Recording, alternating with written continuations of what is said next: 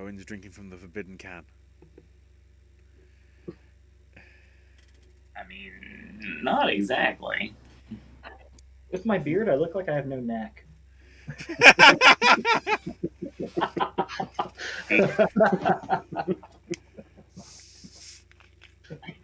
Well, that's a cold open if we ever had one. Wow. It's funny because I literally am watching the screen right now, and the first thing I did was I picked up the can of Coke, I scratched my face because I just shaved, and Chris talked about literally not having a neck. All right, I guess that's how we're starting tonight. So welcome. So obviously, this isn't Sunday.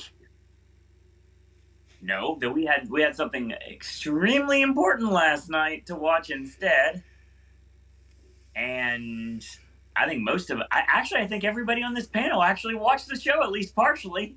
Oh my Yeah. word. It's hilarious to think about. Theatrical experience. If you can't go live, honestly, All Elite Wrestling in a movie theater is totally choice, and I totally recommend it if you ever get a chance to. Now, lots to talk about tonight. Welcome to our Q&A show here exclusively on the Popcast Network. My name is Owen. I am further away, apparently. I don't know why. I need someone to move a little closer here. But yeah. And joining me, as always, we have Ashley. Is that like a Father Ted reference or something? Yeah, like, these are the real life, and those far away. It's funny because as he's trailing off as he's like getting less and less like indecipherable. I like that. That works. And it's weird because no, you are not imagining things. It's not a split screen that we just tidied together. Joining us as always, we have AJ. I'm trying to stay in this light because when I'm centered, I look like. Remember the Seinfeld episode with the Two-Face, Yes. where the girl looked completely different in the lighting? I feel like that. And welcome back, Chris. Thank you. Dynamite drop in there, Donnie. Anyway, what we're gonna do tonight on our Q&A show, as always, we have our live chat, which we've already got comments, and we're gonna get to them quickly. But before we do, pause your comment ski for a minute because I talked to AJ about starting this. I don't know if AJ gave Chris the Iggy or not, but I'm gonna go ahead and make a mention that Chris got to do something last week that I would like to have done, and that is venture out to an awesome toy convention called Toy Hio. And I want to hear more about Chris's experience at Toy Hio, and that's how we're going to kick off the show tonight. It was awesome. I went out there. I did a meet and greet with the acclaimed, Very nice. Ethan Page, Smart Mark Sterling, and Danhausen. All these guys were great. It was super fun and interactive. And if you check for when his Toy Hio vlog comes out, I might be popping up on Ethan Page's vlog, doing a little thing with Smart Mark Sterling. Oh, Very. So, yes, so look out for that. And then as kind of a tag team to that, this morning I just booked my room for the Chris Jericho's Rocking Wrestling Rager. So I'll be doing that this year. The only reason I am not aboard the ship is because it's going to be during Mardi Gras, so I can't do it.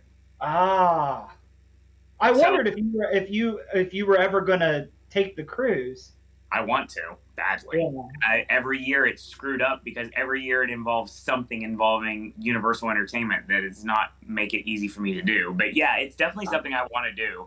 Not the cruise line I would choose at all, but I mean, it's Jericho Cruise. I'd totally do it in a heartbeat. Yeah. But yeah, Toy Hio was really awesome. Lots of great toys up there to buy, and all the guys I met were just super, super cool guys. Exactly how I hoped it would be. Oh, very nice. Yes. And reasonable. I met all of them and got autographs for under $200. That's fantastic. I love those combos. Yes, and for Ethan Page, I actually got one of his action figures, and he autographed it for me. Which cello did you get of Ethan? It was the Rising Legends of Wrestling figure. Oh, I got that. Which design for the tights? Oh man, I don't remember. I think it's red, white, and black, I believe. Okay, cool. Yeah, it's upstairs. I meant to bring it down with me because I was going to show it on the show, but I left it upstairs. Yeah, the only figs I'm collecting other than AEW are Zombie Sailor, and his Danhausen figure is coming out shortly as well. I actually had to pre-order that one. Yeah. But it's interesting because Ethan Page has one of the only cellos that I want to pick up. It's Ethan Page and it's Hayabusa, and I want to get both of those. And there's a lot of other cellos, like there's a BWO that's in the Celloverse too that I want to get a hold of. So like Stevie Richards, Blue Meanie, and Hollywood Nova. So I definitely want to look into that as well. But I told Zombie at Live 11, I was like, dude, literally, you're the only figure brand I'm going to go into other than AEW. And he was very appreciative of it. Zombie's super nice. Definitely recommend meeting him if you get a chance. Ethan Page talked to many minutes about wrestling, about Batman, about various things at the after party of the Evening with Max Caster show at Tin Roof here in Orlando. That video I've been trying to get up for 5 days. It's an hour and 8 minutes long. I filmed it from the front row. I was standing, I watched it, I filmed the entire thing. I told Caster that I actually filmed it. He was appreciative of that as well. He had no problem with me putting it online. I'm not going to get any money from it anyway because it's already copyright strike, so I don't really care. But I'm not getting any strike. I'm getting a claim, so that's not that big of a deal. So as long as he gets the money, that's all that matters. That's how it should be. But yeah, met him, met Preston Vance, got to talk to Smart Mark as well. But of course, I know Marky from the Major Pod. So, I mean, it's interesting. I don't remember if you, I did ask to see if you would tell Mark I said hi and everything like that. I don't remember if you said or not, but. What was cool too about Max Caster was later I was looking at his Instagram and he shared some pictures from Toy Hio, and the picture that I'm in with him was one of them that he shared on his story, so that was pretty cool. He's super cool. Caster is definitely somebody that is understanding where he came from, and the great thing about him is he's still just as humble as he always has been. He's still going to set up the ring. He's still going to do everything that he did back when he was starting out in Cap. So, I mean, I really respect the Acclaimed greatly, and I cannot wait till they get scanned for their AEW Jazzwares figures. But yeah, I think it makes sense to start off like that. I want to talk about Toy Hio for a bit. So yeah, I'm looking forward to my first toy convention. Actually, I got to go to a convention a while back, Spooky Empire. So that was very interesting. It's the first time I've actually been to a convention. I don't count MegaCon because I just went for Kevin Smith and I was on the floor for a second just because I was trying to dodge around, trying to find my way.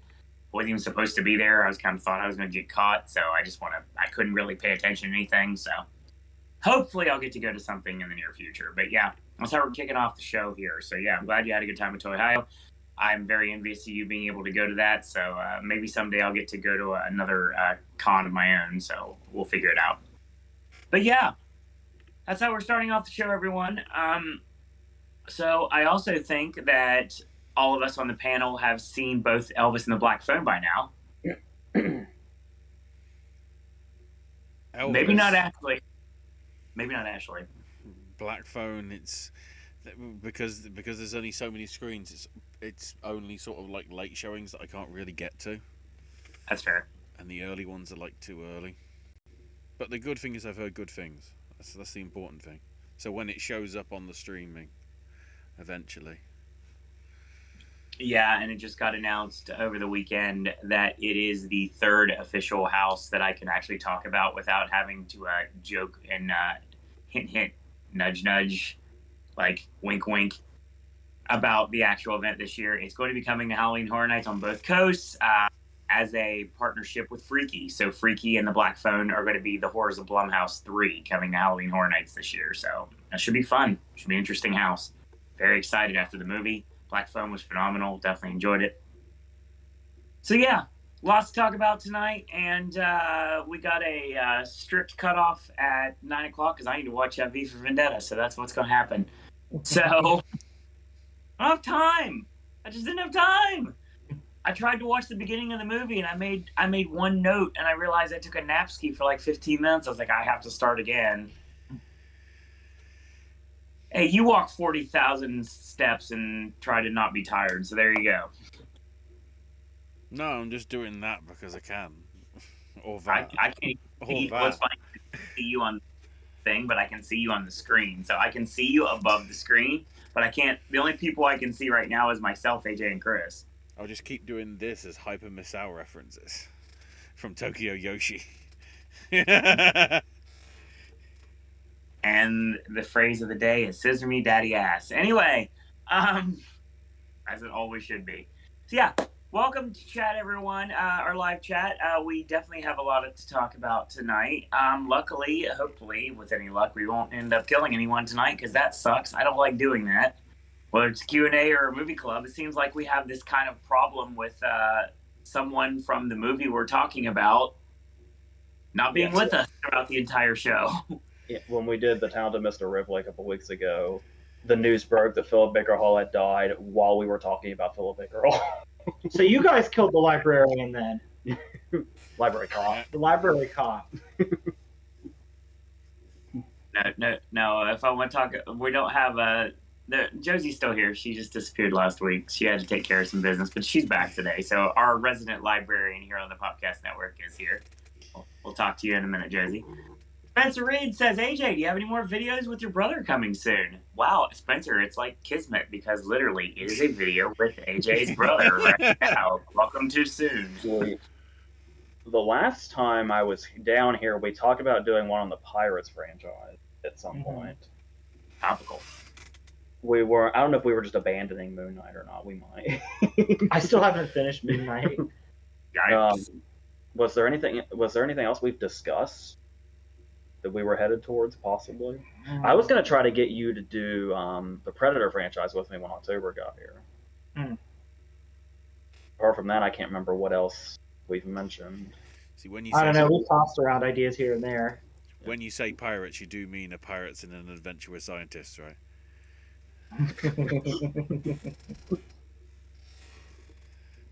No, it's the what was that, like, erotic comedy with Kevin Bacon and Keira Sedgwick where they were pyromaniacs, and that was what got them off, and it was like a sex comedy from the 80s. Yeah, that was called Pirates, just with a Y. Oh, see, I thought we were doing the Veggie Tales, the pirates that don't do anything. Yeah. This is gone.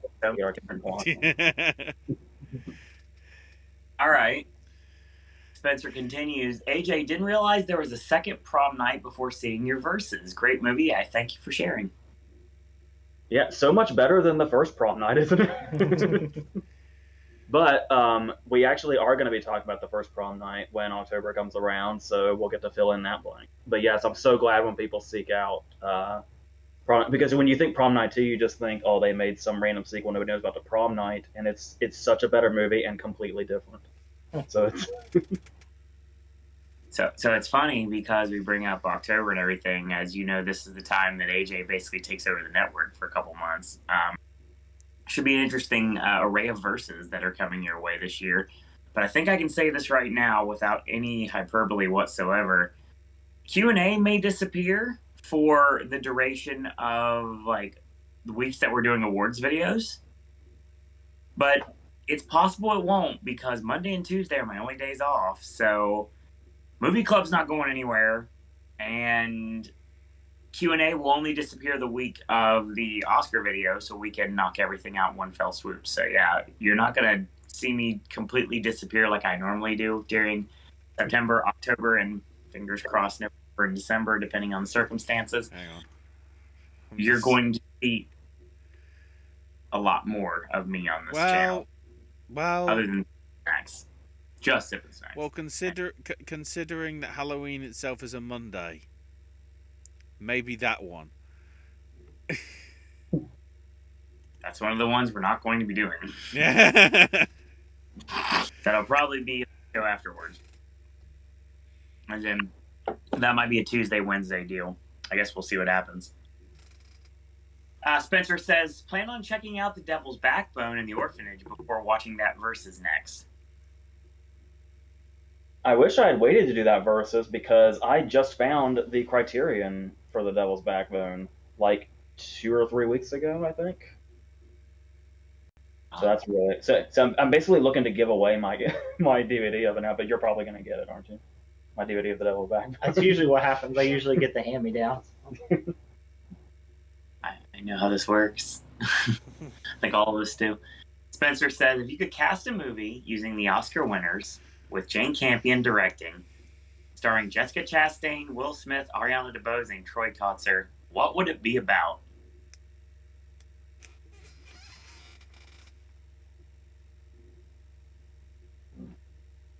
You probably only know 2 of those people, don't you, Chastain and Will Smith?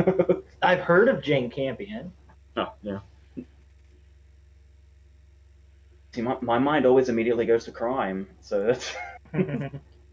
Okay. I have an answer for this, but I don't know how well this is going to get over.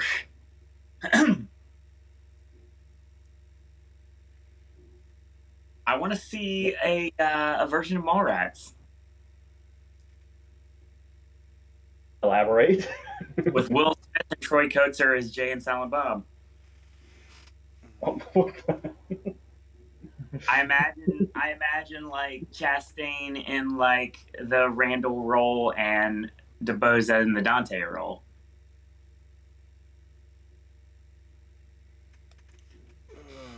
Yeah, see, when I go to crime, my first thought was like Kotzer would be like a crime boss, and maybe Chastain, his wife, who's also his interpreter. And then Will Smith and Ariana DeBose. I would say Will Smith and Ariana DeBose are a couple, but I can't remember how old DeBose is. I feel like she's kind of young.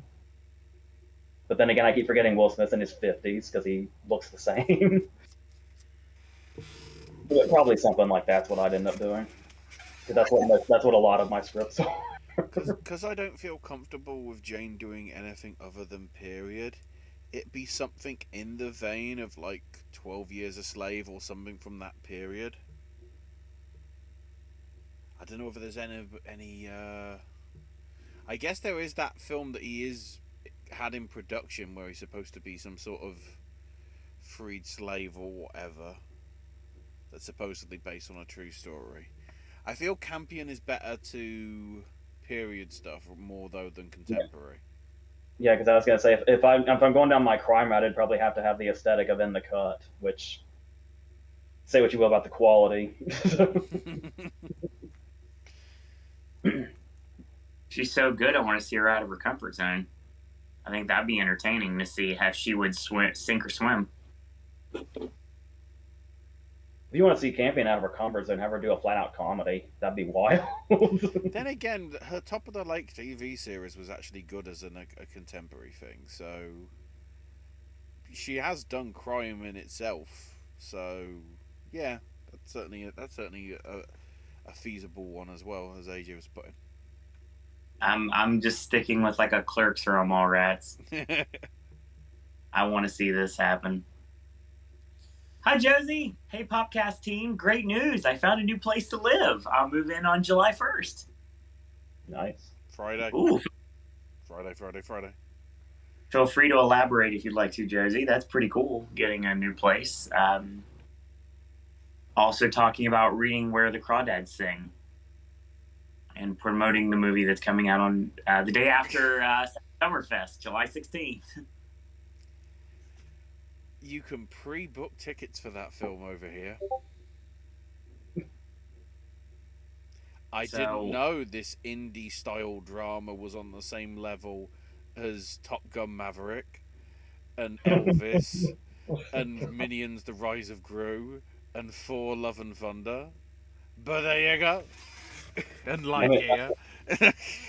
Yeah, while we're on the topic, by the way, congrats to Top Gun Maverick for breaking $1 billion worldwide this week.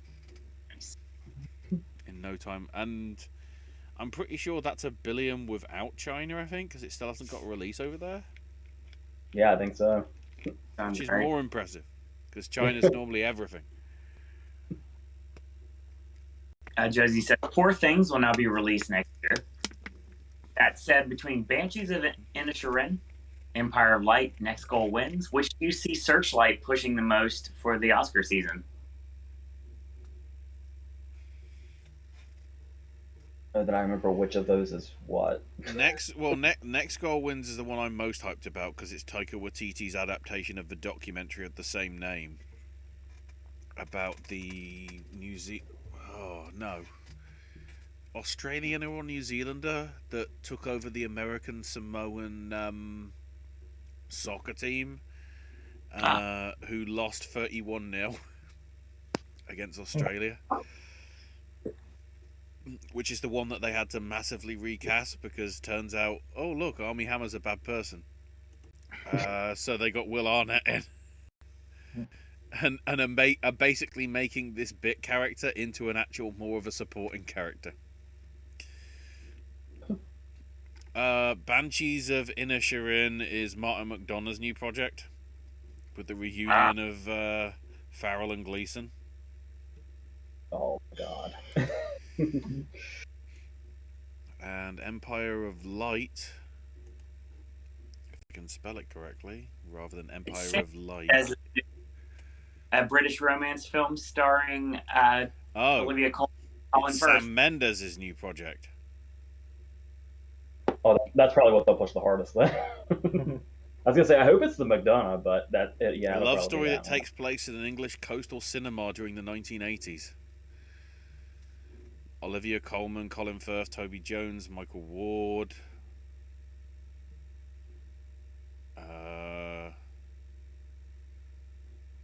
Tom Brooke, who was in Boat That Rocked / Pirate Radio. And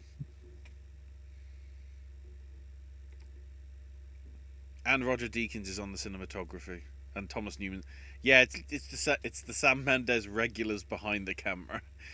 Okay, so we're not just saying this is what the distributor's going to push the most. This could be like a big contender in general. It's got potential. It's got the potential to with Sam Mendes, but I'd probably go and push with Taika, because depending how good the CGI is for 4, Taika could be in here could be a contender for 2. Films at this Oscars. Okay, not directly for him, but I could see 4 getting a lot of recognition in the tech stuff. Depending how it goes. It's going to be really interesting having Mendes and Chazelle in the same year. After the last time both of them were nominated for the director, they were the clear front runner, and they surprisingly lost at the last minute. I'll be curious if they want to have that carry over for one of them. So, Josie just watched Sundown, A Vampire in Retreat last week. Loved it. Probably my favorite first-time watch of the summer. Not long after it got brought up in one of the buy rent things, I rewatched it, and I just love it. I'd also forgotten how much I love Maxwell Caulfield in it, because he's one of those. I think he's one of those people where his whole he's obviously known as Rex Manning, but I think his early reputation was slightly tarnished by Grease 2, but I feel like he could have been something really big if not for that. Yeah, that's an insane cast too, and I love the reveal at the end too, which I won't say, but is kind of amazing as well. So Josie has a new buy one, rent one, lose one, complete vinyl record of a composer's entire filmography.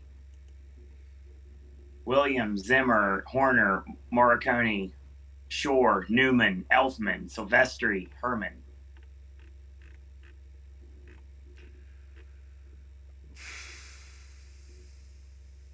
God, Zimmer's got like half the movies that have ever been made. That's why normally she puts like a lot, but she pretty much can't this time around because there's not enough. Everybody's pretty much covered most of the movies. Elfman's done a lot too. A lot of people forget how many non-Burton movies Elfman's done, and there's a lot of great ones. But I'm not. His score for Doctor Strange 2 was really good.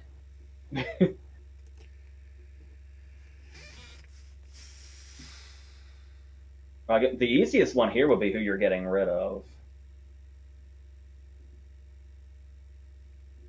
I've already forgotten who half of them were. It was Zimmer, Elfman, Morricone, Silvestri, John Williams. Williams. Well, Williams might be at the top. I was going to put Williams at the top. Yeah. Because we've got Jaws, Star Wars, Superman, E.T. E.T. That's a pretty kick-ass lineup. But then Silvestri's got the Avengers and Back to the Future, which are both really good too. Elfman's got fucking Batman. Zimmer's got so much good. Zimmer's got, The Lion King and Rain Man and Dune. I was trying to start at the back, but I ended up at Dune anyway. You always gravitate to Dune. Have to. Like Dune looks at you and says, "I am inevitable." I'm sorry, Owen. That's the way it is. I know, it's fine.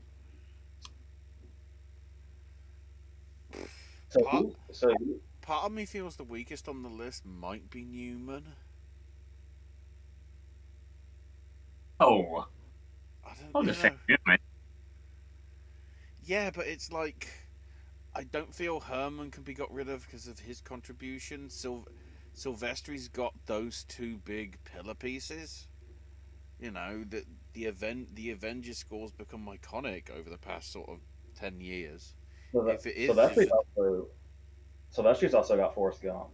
Oh shit, I forgot about Forrest Gump. Elfman's obviously got the classic Batman stuff. Howard Shaw's Lord of the Rings. Morricone, who I would put above Williams, just because I feel there's a lot of different work with Morricone, whereas a lot of Williams's stuff does feel cut and paste slightly. I do feel that like some of the music that is featured in like certainly the last Star Wars stuff could be in any of the fantasy stuff that he's sort of done over the past few years. Morricone's also really hard to get rid of because because people associate him so much with just the Leone stuff. People forget how eclectic he is, but it's like with Morricone we get the Dollars trilogy and The Thing.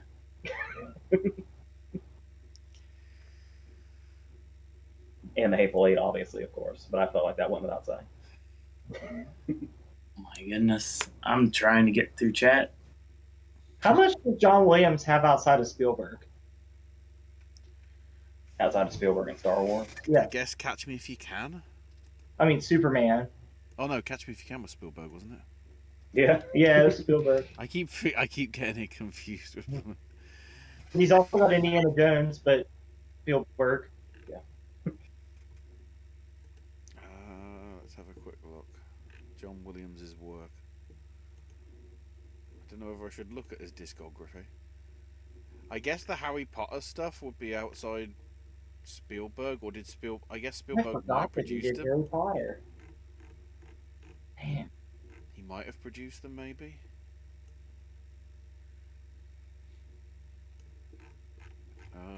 Let's have a look at these soundtracks. With the way these guys' work is, all these composers, I would love to see a time where they're talked about the same way. Like when I was in school, they were talking about Beethoven and Bach and Gershwin. I think these guys should be talked about too. Towering Inferno, Eiger Section. I'm just gonna throw James Horner as my goodbye. You're gonna? Never mind. I was gonna make a really unfortunate joke at the expense of the way Horner left this world. Yeah, I think James Horner's the one that I would get rid of when it comes to the discography. Because Horner's basically what pretty much every movie Brian Grazer's ever produced, and then yeah. I mean, I would. Horner's, right? Man, there's so many good ones though. It's hard. Who did Road to Perdition? That would have been Newman. Because it's Mendez, I'm just assuming it was Newman. I mean, that's probably a pretty good assumption. That's a tough question because score is one of those things that like I've been noticing more and more. Like I'll call you and talk about the score of a movie. Yeah. Yeah, unsurprisingly, it is the new man. Yes. Although apparently Thomas Newman also did the score for Dog and Operation Mincemeat. Oh, nice. I'll be watching that soon, actually. And he's also doing Mark Forster's White Bird of Wonder story. Because apparently we needed another film in that series. You know, unless I'm forgetting somebody, I don't know who I would take out. Yeah, that's a tough one. Because everybody's got something they could bring to the table. I don't suppose you want to speed through those just real quick one more time. I'm just gonna pull somebody out. Williams, Zimmer, Horner, Morricone, Shaw, Newman, Elfman, Silvestri, Herman. I'm gonna say sure, but I hate that just solely based on Silence of the Lambs. I hate doing that. Mm-hmm. But with everybody else, I guess it's also a process of elimination because we pretty much everybody else kind of stuck out to us seemingly in a way, and Shore's the one that kind of got left behind there. Mm-hmm. So I hate to lose that Silence of the Lambs score though. Mm-hmm. But I'll say that. Josie continues, Michael Caine, Seth Rogen, Bruce Campbell, among others, have written books. Which other actors or actresses would you like to see write books that haven't already? Like memoirs? Doesn't specify, just books in general. I want Jack Nicholson to write children's books.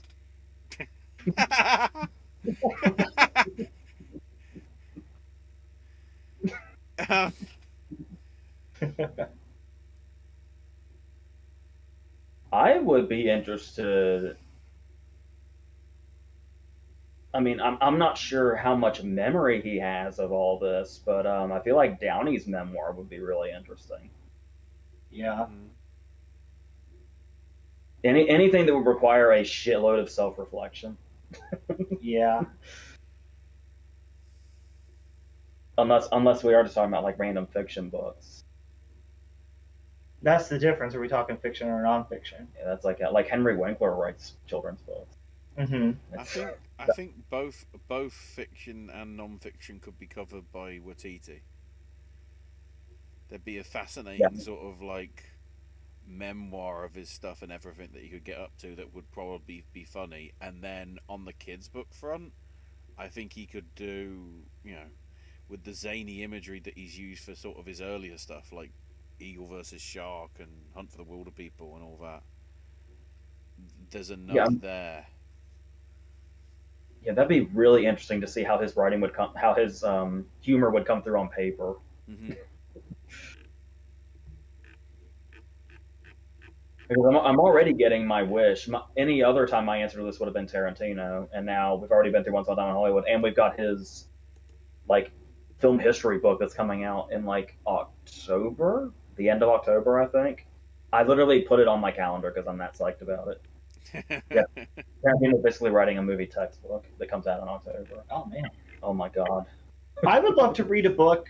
I don't even really care what the story is. I would love to read a book written by like Patrick Stewart and Ian McKellen writing it together. Yeah.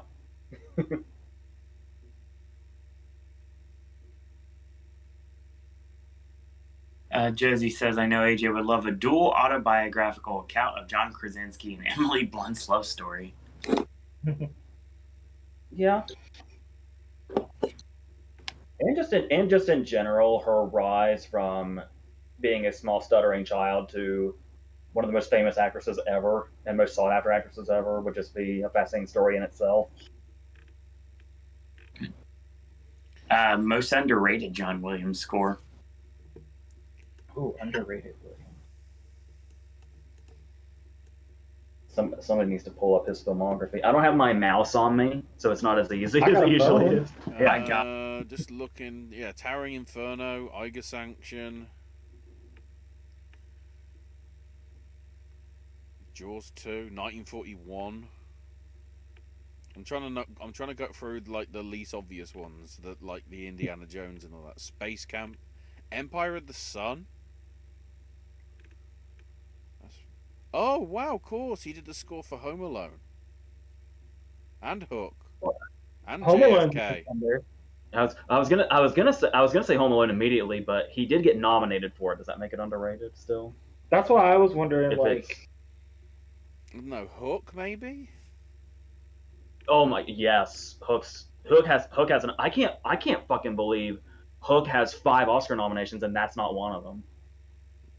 He also did 7 Years in Tibet, Amistad, Stepmom, Patriot.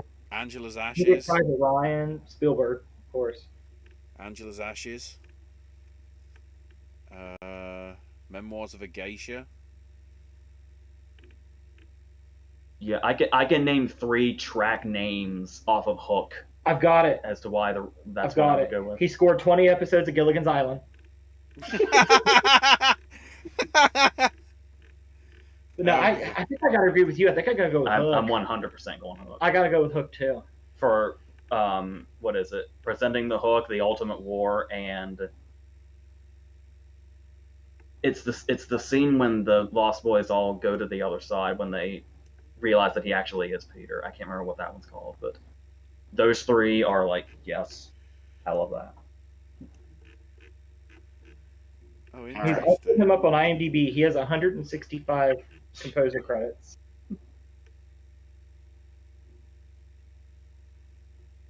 For some reason, he didn't do the album, but it's listed in the singles. Born on the 4th of July.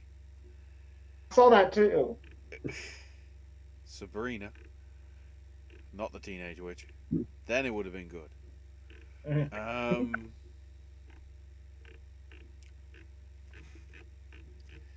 Most of his stuff, because it's his discography, it's like everything that got released on like CD or vinyl. Wait. Previously unreleased material composed and conducted by John Williams for The Long Goodbye? He could have done the score for that? Wow. Sometimes the rabbit hole goes brilliant ways. Oh, there's his actual filmography. I'm more intrigued by the stuff that never happened now.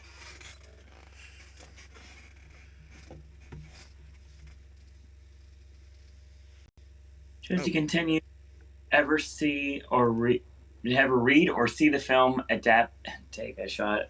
adaptation of Beloved? I'm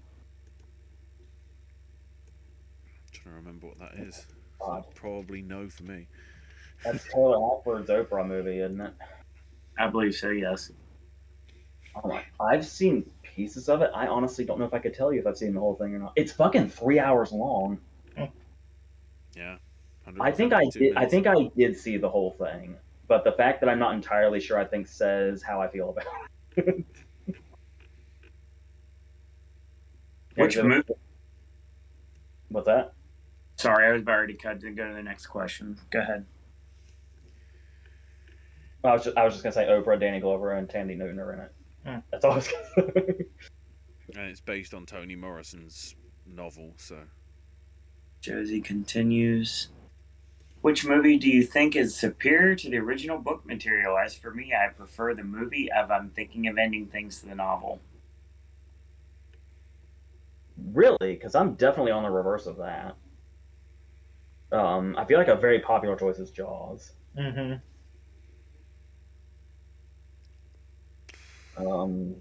I hear Fight Club dropped a lot too.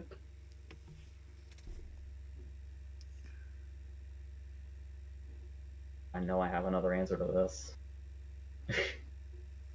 I'm gonna go. My answer is gonna be Cool. I like the movie a lot better than the book.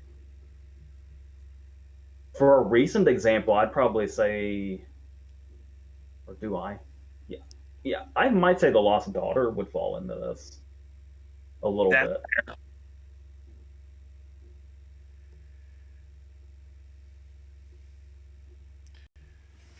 Yeah, it's a tough one. I'm trying to think of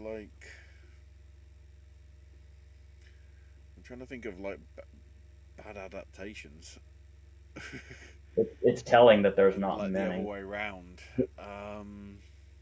I hear also, I don't know this myself because I haven't read it, but I hear The Godfather might be one of those as well. You have to watch the series on Paramount Plus to find out why.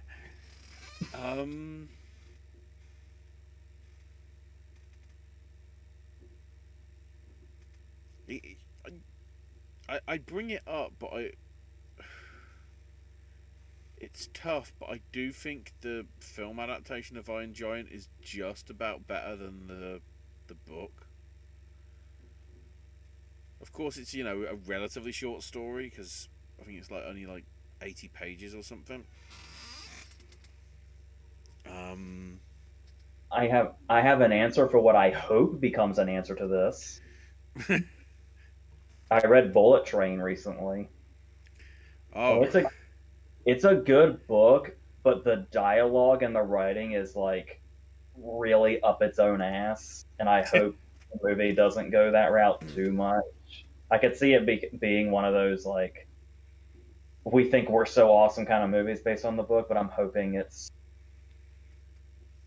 not quite like that. I hope. I guess we'll find out in the first. It got pushed a week, so I think it's the first week of August. Bullet Train comes out. As a personal opinion, I think the movie Doctor Sleep is better than the book. Yeah, that's a good answer actually. Mm-hmm. I just remember I felt like parts of the book really dragged. That's because I almost wanted to say The Shining, but I didn't want to. Dude, I thought it. I didn't. And I went with Doctor Sleep. I don't want to betray King like that. I know, especially since he hates it so much. He's given me so much entertainment over the years. I don't want to betray him like that. I feel comfortable saying Doctor Sleep though because he had so much to do with Doctor Sleep getting made. Yeah. And plus, I think there's a big part of Doctor Sleep too that it's one thing to read about the Overlook, but to see it again is a whole other thing. And I remember not taking Rose the Hat seriously as a villain when I read it, but when I saw Rebecca Ferguson play her, it worked a lot better. Mm-hmm. So Josie elaborates, I like the book, but I think Charlie Kaufman elevated the source material by miles. Well, I am really glad about one thing, was that they completely changed the climax, because the climax at the school in the book is something very similar to something that I've written. So I'm kind of really glad the movie didn't go that route at all, so I can keep that. I didn't have another Sean Baker situation or anything, so we're good. Oh boy. So Josie continues, if you were cast a movie with Bob Odenkirk, Song Kang-ho, Gene Triplehorn, Scoot McNairy, Jeffrey Wright, and Toko Mira from Drive My Car, what would it be about? Hi, Cassie. I really don't know what it is about my mind. Are you thinking crime again? I don't know if I was a criminal in another life or what. But I mean that'd be a kick-ass. Well, Scoot McNairy's mostly in crime movies, isn't he? Fair. Yeah, that's gonna be. Yeah, the thing with me would always be what it's about, because it's probably almost always gonna be crime. Honestly, I think I would remake Super. I want to see Bob Odenkirk in the Rainn Wilson role. I think I would do a darker version of Date Night. Kick ass. Yeah, so well, Bob Odenkirk in Super is not too far away from what Nobody is. That's true. No, not completely, but Sure. Bob Odenkirk, beating the unruly shit out of people. A film in. I would do a darker version of Date Night that wasn't a comedy; it was more of a thriller. And I would do Bob Odenkirk and Gene Triplehorn as the couple, and Jeffrey Wright would be the villain. I love that you're going against the grain, because usually Jeffrey Wright would be the cop. Yep. So I like that you're. Jeffrey Wright's going to be the villain. Oh, like Peoples Hernandez. Yeah. I love love Jeffrey Wright in Shaft so much. Some film in the same vein as either Rat Race or It's a Mad, Mad, Mad, Mad World. Which movie or TV teacher would you like to have as your own and take a class with? Paul Rudd in The Perks of Being a Wallflower. Wow, that was quick. Because he reminds me, he's like the perfect combination of teachers that I had that I really liked. We've already talked about my thing with Miss Honey, but that wouldn't be for learning purposes. I mean, maybe there could be things she could teach me, and I'd let her. But maybe vice versa. You never know. All right, someone call RMC. This podcast is going off the rails. Anyway, favorite therapy session and scene in a movie?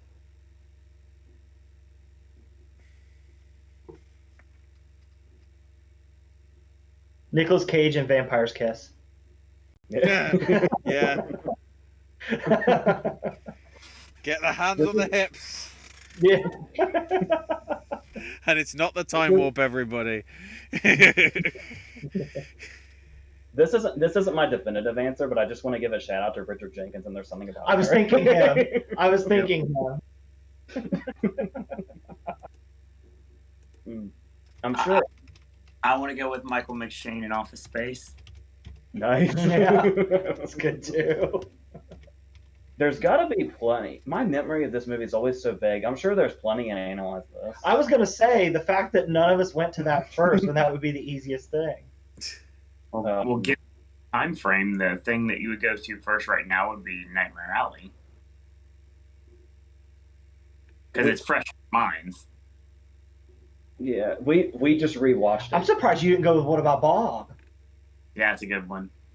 Yeah, because you could really kind of encapsulate the whole movie as that, which is what's so great. And I was just, because we just rewatched it last night, I keep thinking about the scenes in Space Jam.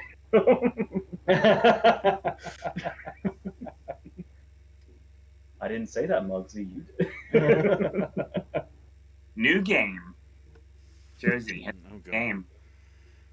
Which movie or TV show, house or apartment, would you want to live, stay temporarily on vacation, or sell altogether?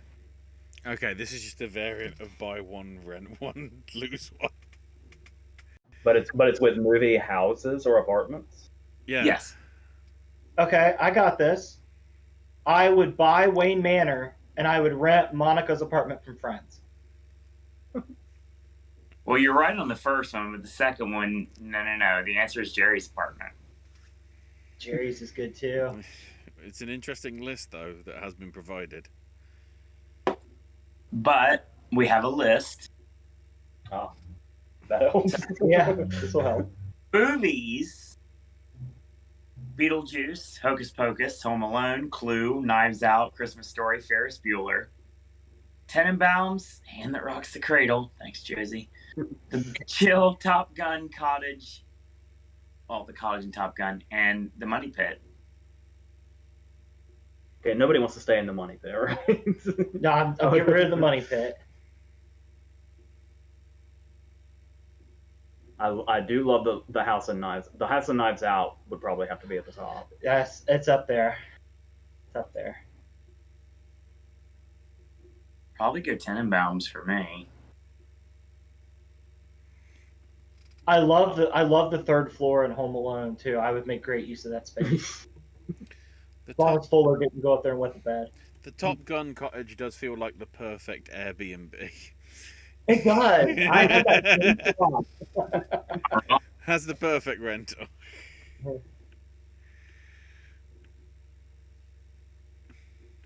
So it's a big house, but I don't really feel like we see much of the interior of the Ferris Bueller house. I feel like we just see his bedroom and the kitchen, and like that entryway at the front door. All you need to see, apparently.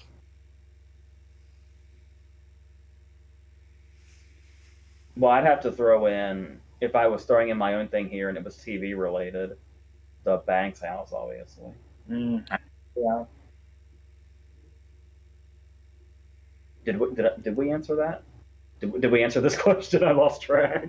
Yeah. My left field entrant would probably be Pee-wee's Playhouse. Just like... Oh man. I'd be terrified to even visit. Everyth's alive. So you're That's throwing why it's out a rental. You go there once and you never have to go again. I think there was a really dark cut for time SNL sketch about the repercussions of everything in Pee-wee's Playhouse being alive. Oh Lord. I mean, like, control headquarters, because it'd be really cool to keep going back and forth with all the doors slamming in your face. That's always entertaining. Definitely would love, like, access to Rob Petrie's house on the Dick Van Dyke Show. Nice little quaint little house to live in. Be comfortable. Don't know how many rooms it has. Don't care. It's this nice little quaint place to live. Good on that. The Melrose Place apartments would be nice. God knows there's always something entertaining going on. The Full House would be up there too, because it's pretty spacious. Tanner House was on my list too, actually. Yeah. If you want to talk quaint, when you say quaint, the first thing that comes to mind is the house that John Wayne and Maureen O'Hara move into after they get married in The Quiet Man. Yeah, that's a good point. Mr. Rogers' house, and then crank the stereo up to 11 playing Prodigy Smack My Bitch Up. Nobody would complain. Nobody would complain. It's polite. Brian says, I saw V for Vendetta this past weekend. I tried. Not that I don't like it. I was just tired, like I mentioned earlier. I'm going to knock that out. I thought you were saying Brian said he tried, like, oh, he didn't get through it. That's bad. Oh, he's talking about his Criterion purchases of the month. So, Brian, now you have a weekly purchases. So that's what we're going to do from now on. I guess we're going to talk about Brian's purchases of the month. Sure. Before we go there, to tie into something that happened earlier this week, it's not been the greatest of weeks for lots of reasons. I'm not going into that, but I will say right now that I walked into Target the other day, and to tie into the Toy Hio conversation from the beginning of the show tonight, I walked in, looked for action figures like I always do. He said, oh, we got 13 in the back. I was like, all right, fine. So I looked and I waited. Person came out, brought a box. Entire Series 9 of AEW figures. I was like, yes. I don't even have that on ringside yet. And I was able to get all of them for like $125. Nice. Heck I started yeah. collecting McFarlane Toys, the one that does the DC multiverse. They're doing a series for the 60s Batman series. So, I know. So far I have Eartha Kitt, Catwoman, Batman in boxing gloves, the Joker, and the Penguin. Dude, you don't know how badly I want to buy the Batman figures. I see them in like Walmart and Target and like the entertainment section all the time, and I'm dying to buy them. I have no real estate. I want the. They're doing a play set for the Batcave as well. I want to get that up. It's part of the series. I want it too, but I can't justify doing it because I have no real estate for it. If I had like detolfs and everything, I don't even have detolfs for my figs, much less anything else. So it's just like I need to like get like on that eventually, and hopefully I will. Also, Brian, I just remembered because I didn't bring it up. Actually, no, I think it got announced while we were doing the show last week, so I missed it. Owen, you've got Steam, haven't you, Owen? No. Okay, considering it's a free install. Limited run games announced, which probably means it's going to get a digital release, not just a physical release. They're remastering the Bill and Ted games from the Game Boy and the Nintendo Entertainment System. That's coming out some point in the fall, I think. Those games are ridiculously hard. For no reason either. James Rolfe did a video on them, and I was just like, this does not sound fun at all. The Game Boy one's better. That phrase has never been uttered before today. And because it's a modern remaster, I think it's got basically the chance to sort of rewind and sort of like, basically sort of like restart from like a save point rather than like where you would originally with the game. It's from a save state, so it might make it a bit easier. So tying into what Brian was talking about his Criterion purchases, Tom Jones, The Graduate, it's a mad world, masterpiece in parentheses. The new release of this month was Shaft and The Worst Person in the World.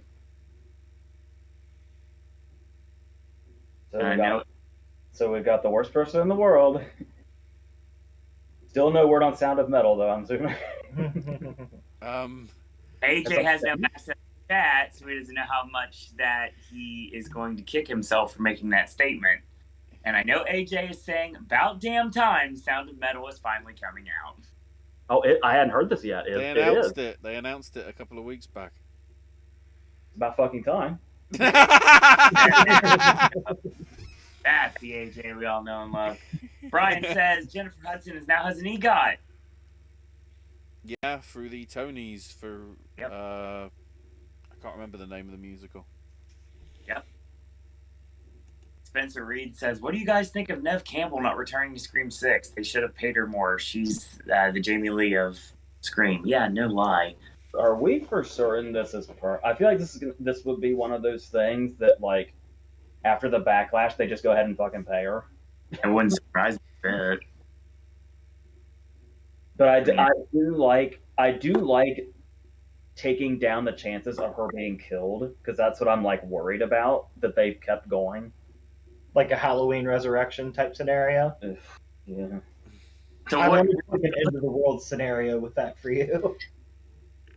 Yeah, because it's. I worry that they go either that route or they finally do one where she's the killer. Yeah, that'd be. Wow. There's so many bad ideas they could do. Mm-hmm. But I would like to think they're, because I thought this last one was so good. Mm-hmm. But I still think it's. I don't know. Well, it's like we talked about before about how when they were doing this one, they talked about having like a whole other trilogy planned. Mm-hmm. But then it's like, that gave me comfort because it's like, oh, so they're not just going in blind. But then at the same time, what happens to that plan if you have to write Sydney out of it if it was already planned? You see what Dempsey's do?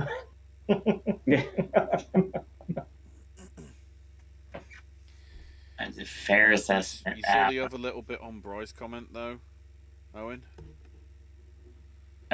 We got our Governor's Award winners. Yeah. Already? Yeah.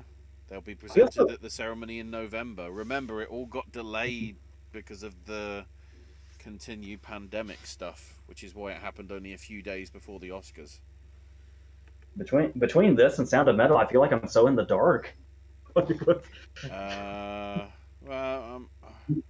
come to my house for a day and you're out of the loop. And literally. To be fair, AJ, you were not feeling well for a while, so you probably didn't have time to really check social media. That's true. You were ill. I was dead last week. The Gene Herschel Award is going to Michael J. Fox. Nice. And then the three honorary Oscars are Yuzun Palsy, is it? Let me have a quick look. I'm trying to see what they've. So her debut feature, Sugarcane Alley, won the Silver Lion at Venice Film Festival. Yeah. Okay. A Dry White Season. Her final directing credit was for Simeon. Then we also have Peter Weir. Didn't mention it already. Nice. And then the one that I'm disappointed about because it means that she's never getting a proper one, probably.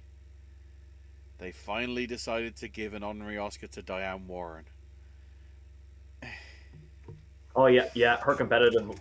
Well, then Spike Lee just got the honorary first and then got his competitive one. It's still possible. It's still feasible then. I can dream. I mean, I would say her chances are low after all this.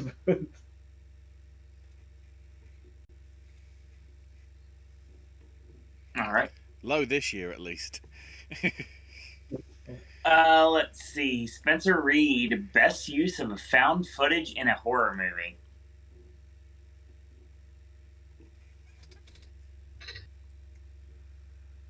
Well, there was the whole thing where the makers of Cannibal Holocaust had to show the actors in court to prove he didn't kill them.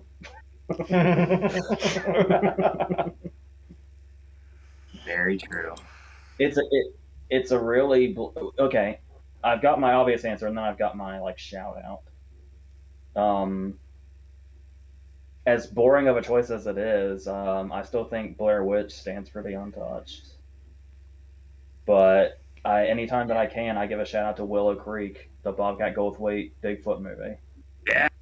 That movie, a lot of people didn't care for it. I think that movie is terrifying.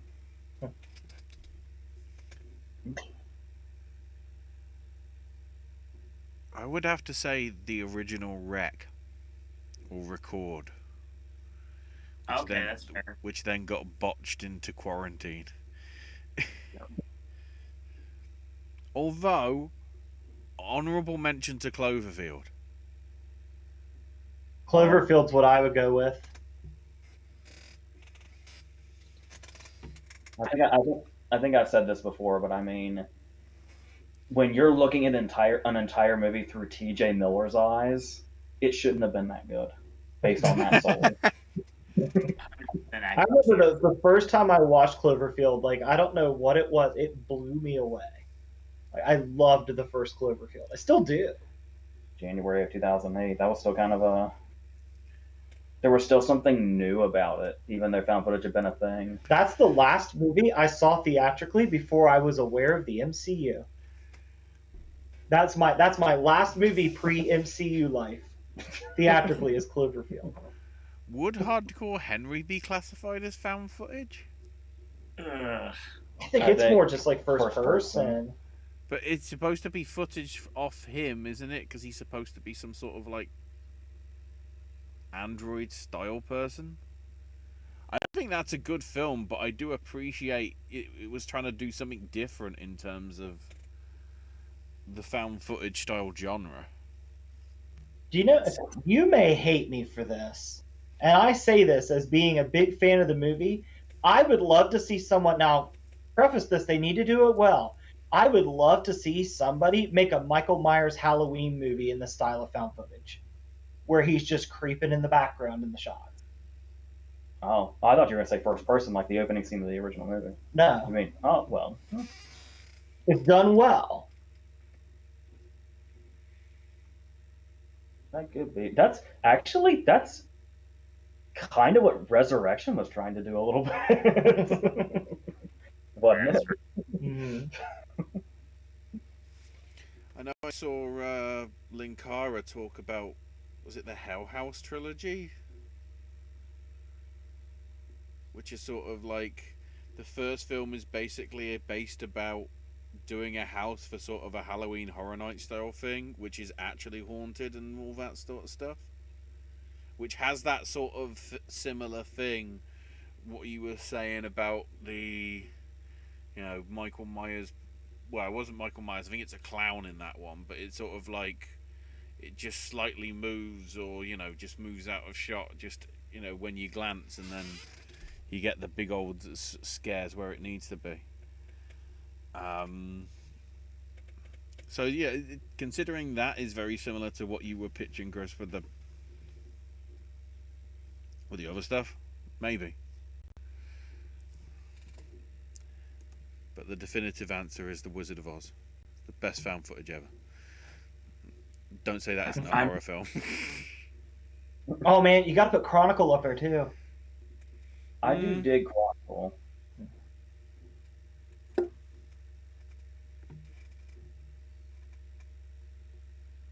I don't know. I mean, I always go towards the first VHS. Yes. Love the first VHS, and as much as it absolutely horrifies me to this day, I gotta go with Sinister. Just for the whole movie scenes? Yeah. As I said, you just reminded me of VHS. Also, I give a shout out to Ty West whenever I can. Go ahead and throw the Sacrament in there, where it's a found footage version of Jonestown, basically. That's pretty wild. Now, as far as found footage scenes, like where the whole movie's not found footage, but there's a scene of found footage, Dark Knight's got to be in there. Oh, yeah. Was that found footage or given footage? Did he send that to the news? Or... I mean, they'd have to find where he sent it. a couple that I'm seeing here on sort of like recent found footage ones that I think are sort of slightly underappreciated. Searching from a couple of years back. Yeah. That did a pretty good job. And then the one that resurrected M. Night's career, The Visit, with the sort of CCTV stuff.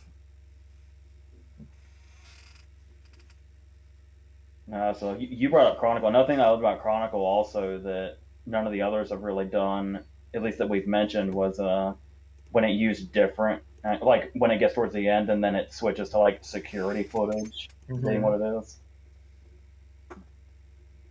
So, Josie asks, if you were to, this is an interesting question for this panel. If you were to design a new Disney or Universal themed hotel, what would it be and what would the theme be? Does Disney have to own the property? Yes. Damn.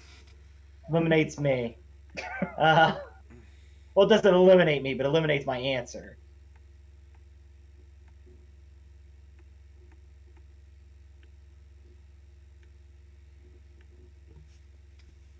I would do a hotel of Avengers Compound. It'd have to be on the West Coast, but yes. And every room is themed in a different Avenger. Endgame gave us enough. You could do a decent sized hotel room with that. So what you're saying is you want the Nickelodeon Hotel as Avengers themed in California. Yeah. I mean, my first answer that's not Disney owned was I would say make a haunted hotel for Arkham Asylum.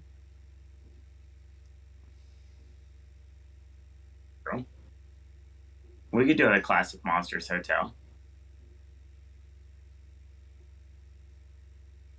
I'm a tad bit on the biased side for many reasons, but a literal Rapunzel tower would be something cool to see.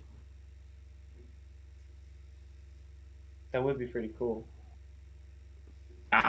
Universal wise, it'd be really cool to have like a class. Like for example, we just announced escape rooms are coming soon, and like maybe a hotel with like an ET theme, a Jaws theme, a Back to the Future theme, a Confrontation theme, like old school, old time Universal back when we first opened in the 90s. I think that'd be kind of cool to like have like a Hill Valley room and everything with like all the various little tchotchkes from the 80s and everything like that that would have been from the movie that they brought in to decorate your room. I can only imagine the awesome tub that the Jaws room would have. Considering the silhouette shower curtain. Considering like the location of Florida being somewhat similar, at least in the Keys area, to sort of Louisiana stuff, I think you could do sort of like a bayou sort of New Orleans style area in the vein of Princess and the Frog. That would be cool. Do that style of. Yeah, we already have a Port Orleans French Quarter and Port Orleans Riverside, so technically speaking, it is that, but it's not themed towards the movie. Right. Oh, It's I've got kinda one. there. I would love a resort modeled after Agrabah.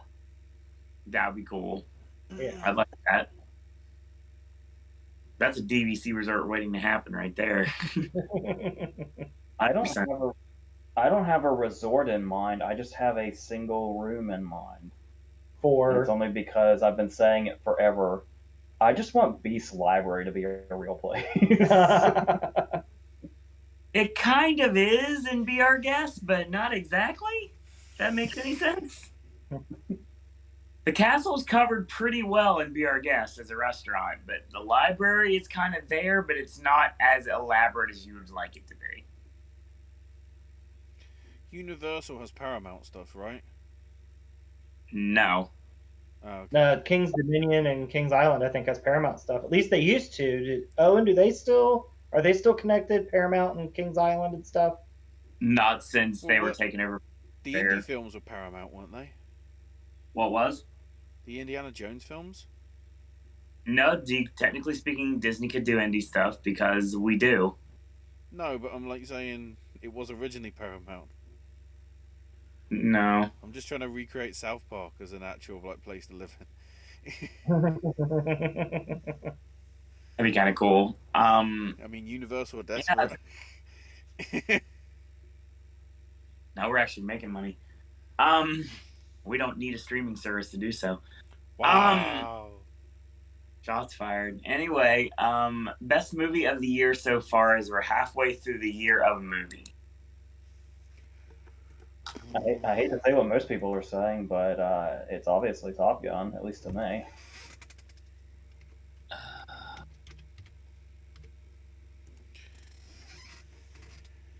trying to think if there's anything that I've... What would I put? I mean... I feel like there's anything close to Top Gun, actually. The Batman? Yeah. I would put Everything Everywhere All at Once up there, because I think for the scale that it is, for the budget that it basically sort of adapted to, it's incredible compared to the mighty budgets that Top Gun and Batman had. It told a better multiverse story than Doctor Strange, and it came out at the same time. It's been surprising to me, because usually when you just hear this from one person or two people, you think, "Oh, okay, settle down." I've heard from a surprising number of people saying they think Everything Everywhere All at Once is one of the best movies they've ever seen. Period. I wouldn't say ever. It's not Parasite. I'm really surprised how much I've heard that, because like I said, usually it's one or two people and you say, "Guys, you need to see more movies," but it's a fair amount of people, and I didn't, obviously me and Owen are kind of echoing here. I didn't I have my whole video about it at least, but I didn't fall in love with it, but I really appreciated that a movie like that can get made, which says a lot anyway. It's just, but with how I feel about Swiss Army Man, the easiest way I can chalk it up is I just think me and the Daniels don't really, I just don't think I mesh with them, period. But I don't really hold that. I'm not going to say the movie's bad because of that. I just didn't connect to it. I'm just gonna sit here and do the Homer Simpson and back. Are you positive you don't have anything to say, Owen? I think I've made it clear without making it clear my opinions on that movie. We'll probably end up talking about it. I was gonna say, when the awards videos come around, you're probably gonna be forced. I'm gonna say my piece, and I'm probably gonna get turned on, and I really don't care. We were talking about, me and Owen were having this conversation about how we didn't really connect to the movie the way everybody else did. And we were talking about, it's got a lot of awards chances, whether we like that or not. But I will stand by, if it gets acting nominations, I will have no problem with that. That's like Michelle Yeoh, Ki Kwan, and The Daughter. Like, if they were in the awards conversation, I'd be perfectly okay with that. I wish I remember The Daughter's fucking name. The real answer's Morbius, though. Yeah, you got a point. Is that meme not dead yet? It will never die. My cast is trying to keep it alive, Ashley, and I will not elaborate on what that means. There's even a mod in blooming Cookie Clicker on Steam for Morbius. It's never going to die. Hotel is gonna stop talking about it. Blumhouse Hotel, says Josie. There's enough properties. That'd be terrifying. Hey, they have a new stinger that ran before the Black Phone that I really dug. It's like you see Myers in one, and you see like a Purger with like the Purge mask and everything. Like that was cool. That's the first time I've ever seen that new stinger for Blumhouse. I appreciate little small things like that. Brian says we are the pirates who don't do anything.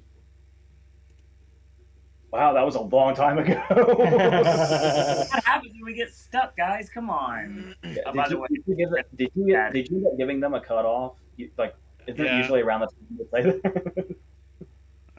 I've cut it off now. Well, I've no comments from where I'm gonna put dots lines.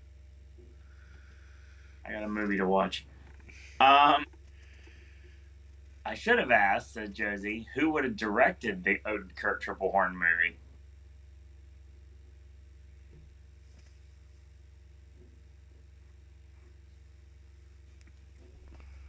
I gotta take my mind back to that question to put it back in its context. If I'm doing my thriller for date night, I'm having Michael Mann direct it in a similar style to Collateral. Oh, interesting. I'm gonna have Bobcat Goldthwait direct Super. Oh my god, it's not twisted enough already. if it's my road movie, rat race, Mad World style one, I'd say Edgar Wright. That's a good one. Because I feel it's a different style. That'd be fun. I'd watch the hell out of that.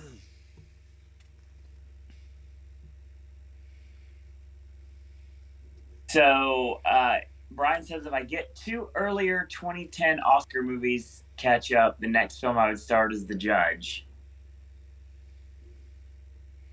The Judge is really weird. Have you seen The Judge? It is so weird. The tonal shifts in that movie are so weird. It's like Whiplash, like not the movie, but like it's like Whiplash. Yeah. Like Dax Shepard can't stop puking. Robert Duvall's shitting himself. Downey's in love with Vera Farmiga, but that might be incest. We never find out. It's this Oscar-y drama, but David Dobkin directed it. Wedding Crashers, David Dobkin? Yep, Fred Claus. Oh my god. Who also, by the way, did Clay Pigeons, the really dark comedy with Vince Vaughn. He doesn't know what the hell he's doing. But just throwing it there. The Judge is fucking weird.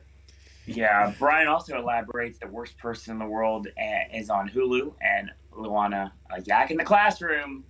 See every single week here on the Popcast Network. It's now in Netflix. Oh, okay. I still need to see it, so that works. Helps. Hang on, I've got the yak on screen. There you go. Oh, It's the closest I can do to Netflix.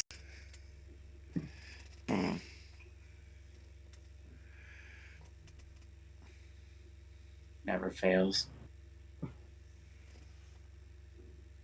Oh, welcome back, binaural Dean. Haven't seen you in a minute.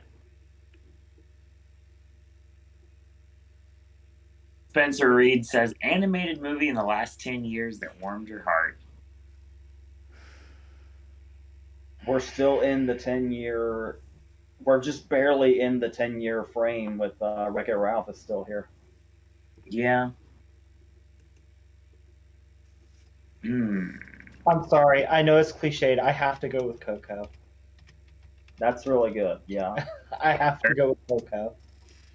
And Encanto, of course. I have to... my go-to animated answers forever are going to be Wreck-It Ralph and Encanto. I'm trying to see if there's an answer here. Another answer that I would have personally. I'm just trying to make sure. I can't remember sometimes what year I'm in. So, like, I started to say Toy Story 3, but that's more than 10 years ago because we're in freaking 2022.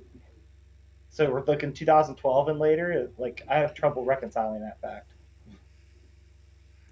I liked Inside Out. You and the rest of them. I know. Oh, and I'll back you up on that. I enjoyed Inside Out as well. Karen, I'll back you up. We'll gang up on AJ here. I'm fine with that. It usually is the other way around. When you make me turn my nose up in disgust at a movie with Bill Hader in it, you have fucked up somehow.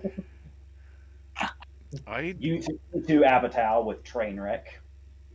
I know you're at the point now where you have a fucking hit out on Bing Bong, but come on. You know what happened? Remember the dream sequence in A Serious Man with Richard Kind? Yeah. If that happened to Bing Bong, we'd be in business. I'd have to say Lego Movie. Even though the bit where it gets you is the bit where it isn't actually animated. But, oh, I shed a tear of happiness when Charlie Day finally got to build a spaceship.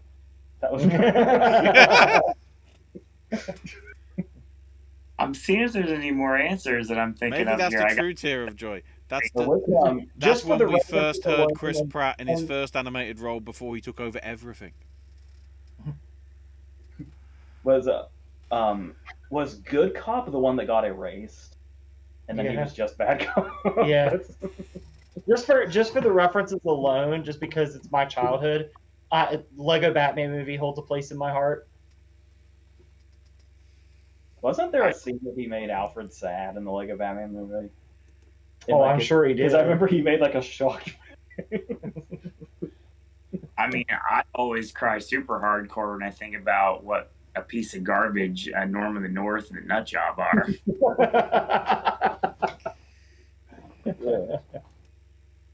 Ugh, terrible.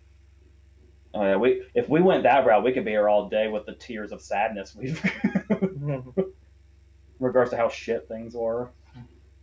You want to watch me like lose it and cut a promo on something? Norm of the North made me like lose my mind on this network. Don't you wish we had this channel when Delgo came out?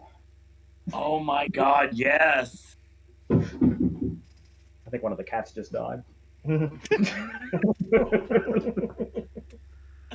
That's out of context. I have no idea what's going on right now. Dude. Willem Dafoe from Grand Budapest is here. That's what just said. Oh no. Spencer Reed also asked, most talented actor or actress under 25? Under 25. I don't think she's my answer, but good God, I need to shout out the actress in The Black Phone again. Yes. Where's... No, she'd be past it now. I was going to say, where's Saoirse Ronan at now? Actor under 25. Famous actors under 25. Dude, that never works. When I'm like writing scripts trying to figure out who would fit a role, I type in like actors or actresses in their 40s. They just give me fucking everybody. They pay no attention to the number I put in. I'm going to go with Chalamet. He's 26 now.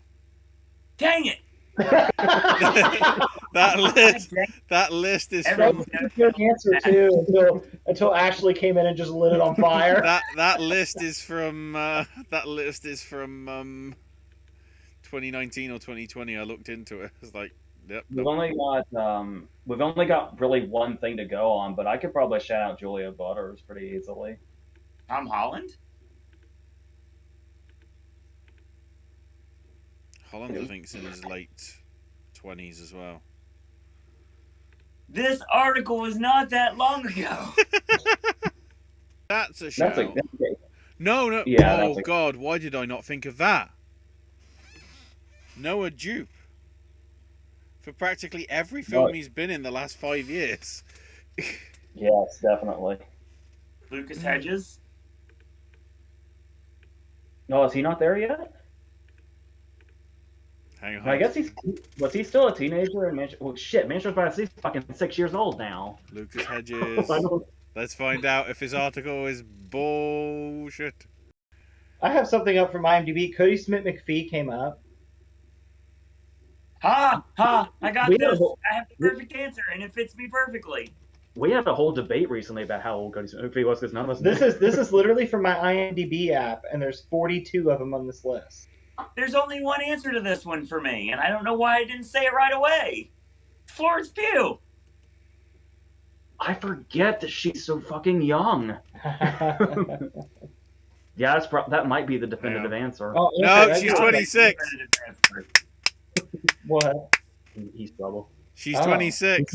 Florence Pugh is 26. She's ineligible. No. No, Luca, she's not. It doesn't count. Shut up. Lucas Hedges is by about 6 months because he is 25 and a half. So Is this right? Is John Boyega under 25? I think he's like 29 now. He's got to be in You lied to me. all these articles that we're looking at, you see, are all Logan Lerman, secretly I've never dated seen like Logan 20. Lerman. Yeah, he's 30. Bless it. So the article's from 5 years ago. Yeah, that makes sense because this article is saying person under 25 as of the 2020. Yeah. Yeah, you're right, because John Boyega was born in 1992, so he'd be 29, 30 now. You're right. Well, thanks, IMDb. Thanks for nothing. Yeah, This conversation over. literally what I was just talking about with scripts. I was writing something with John Boyega in mind, so I've actually Googled his age recently. Oh, there you go. Technically, Kelly Berglund. Hailey Steinfeld is also 25 and a half. She's just forever like the age she was in True Grit to me. Like I can't. Just recently, I heard her described as hot, and it was like I just can't do that with Hailey Steinfeld because I only see fucking Maddie Ross. Okay, I got it. Is she under 25? I think maybe. It's one of those where it's like maybe. I'm shoot done otherwise. I don't know. Oh! No, that doesn't work. Crap. That was as a 2020, so that means she's like older than that. Never mind. 25. She is 25 exactly. Wait. This conversation is never going to end if we don't. Sophia, I think Sophia Lillis also did a good job with her stuff in the It things and definitely. that Nancy Drew film or whatever it was. If I had to pick an actor and an actress, I'd probably say Sophia Lillis and Noah Jupe for me.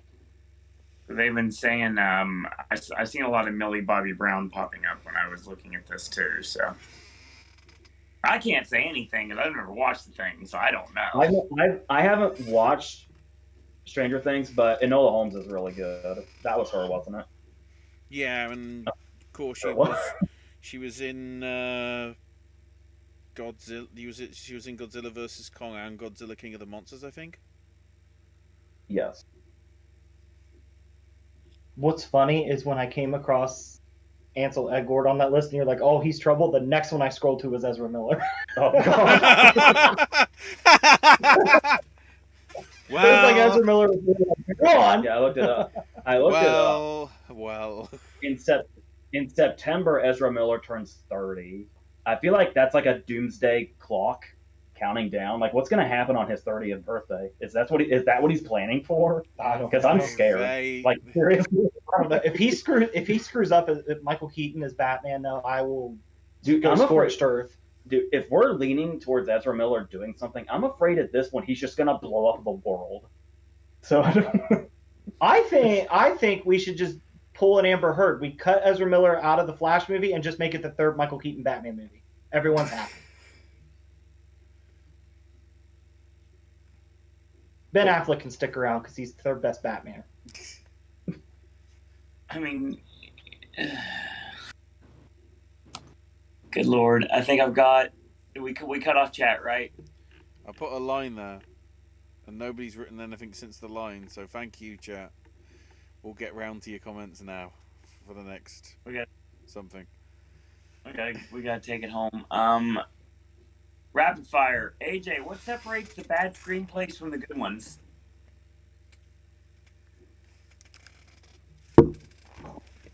These big questions, man. these are like essay questions. Oh my god. Great question. This isn't to anyone else in the panel. Oh god. I'd almost just have to make a video out of this question. Thank you, Spencer. More content for Popcast Network. Oh God. Maybe maybe I can let that simmer, and maybe by the time we get to the end, I might have something, or at least a little bit of something. We can see how that goes. Put a pin in that. Last time you cried watching a movie? Hold on, it was really recent too. You made fun of me for this, but I couldn't help it. Ghostbusters Afterlife when Egon shows up. Oh, that's a very good one right there. Mm-hmm. I got to know what the order of it was because I know I have an answer to this, but I got to remember what it is. Well, I'll be honest. There's a scene in the middle of V for Vendetta that I'd completely forgotten about that kind of caught me off guard when I rewatched it recently. Oh, great. But it's... Well, yeah. But it... yeah. I'll just say that. But I know there's another one.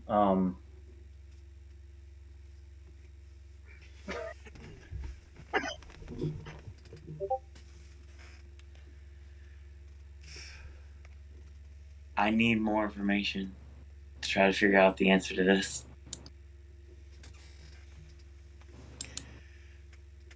The one that's jumping out at me immediately is Encanto. But I'm trying to think of anything else that comes to mind otherwise. There's some times where I'm just a stonewall, and then there's other times where I'll go like a whole week where it's just everything that I watched. Yeah, Encanto's got to be the correct answer here because I can't think of anything else that jumps to mind. Spencer Reed says, have you guys seen any of the direct-to-video Sandlot sequels? I heard they're doing a sequel Disney Plus series with the original cast. Well, that's cool. I have not. I don't think so. I haven't either. I'm kind of afraid to. Oh, I remember Brian was talking. Well, we talked about this last week. Brian says, remember I said if the Muppet Show had a revival, what celebrities guests would... Who want to see, but this time would be the most generic guest they would bring before I drop out names. I mean, when you say generic, you just mean most generic guest? Yeah. Like Chris Pratt. Oh, man. Ryan Reynolds. What? Generic. Who did you say? Ryan Reynolds. You cut. Ryan Reynolds. You cut. Hold on. Your audio cut out for just a second. I thought you said Judge Reinhold. I was like, how is he generic? Good sir. Yes, definitely Ryan Reynolds would be generic as well, for sure. Probably even more so than Pratt. But I'm really just like. What are you classifying as generic? Maybe overexposed people? Maybe?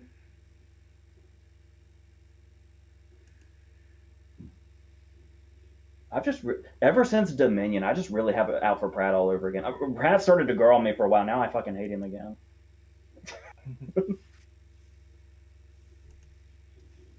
Thoughts on Lady Gaga as an actress so far, and her as Harley Quinn for Joker 2? Is it confirmed that's what she's doing? I mean, it makes sense, but that's what she is being heavily hunted down because Todd Phillips wants to make Joker 2 a musical. Yeah. With Joaquin Phoenix singing. I can imagine it. Honestly, I really can't imagine her in the makeup and everything. I think it's going to be a solid performance. If Suicide Squad taught me anything, as long as the Joker's on the ride, I'll step on and see what's going on. Part of me is wondering whether...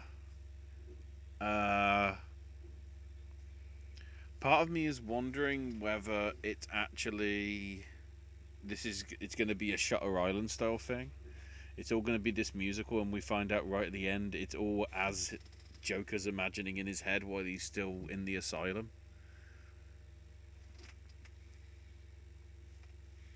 Well, if that's the case, I would love to see some other villains pop up. Yeah. I mean, we know Farrell can sing, so yeah, I want to see Penguin sing. Well, there's this wonderful movie called Love and Mercy that exists. So, Exactly. Yeah. You bring up Love and Mercy. He sings in his Batman movie. I know he does. I want a reprisal of when they're showing him the pictures, when Gordon and Batman are showing him the pictures, and Joker like rips off his pants or something. He's like, "Oh, come on, show me this, come on." I think that's my favorite line. Yes, I love the TV show. Bye, Cassie. And it's perfect because it ends with him waddling like the penguin. The question about Gaga as an actress in general. I never saw her American Horror Story stuff. Are we going anything else besides A Star Is Born? Am I forgetting something? House of Gucci. Oh shit, you know. I'm sorry. There's only one thing I usually think about with House of Gucci, right, Ashley? Jesus. Hey, how's it doing? No, he's back. It's a me, Mario. Fuck you, Chris Pratt. I do the Italian accent. The hardest I've ever laughed doing one of these live videos is I wish you had been here when Jared Leto was posing as the donkey with headphones.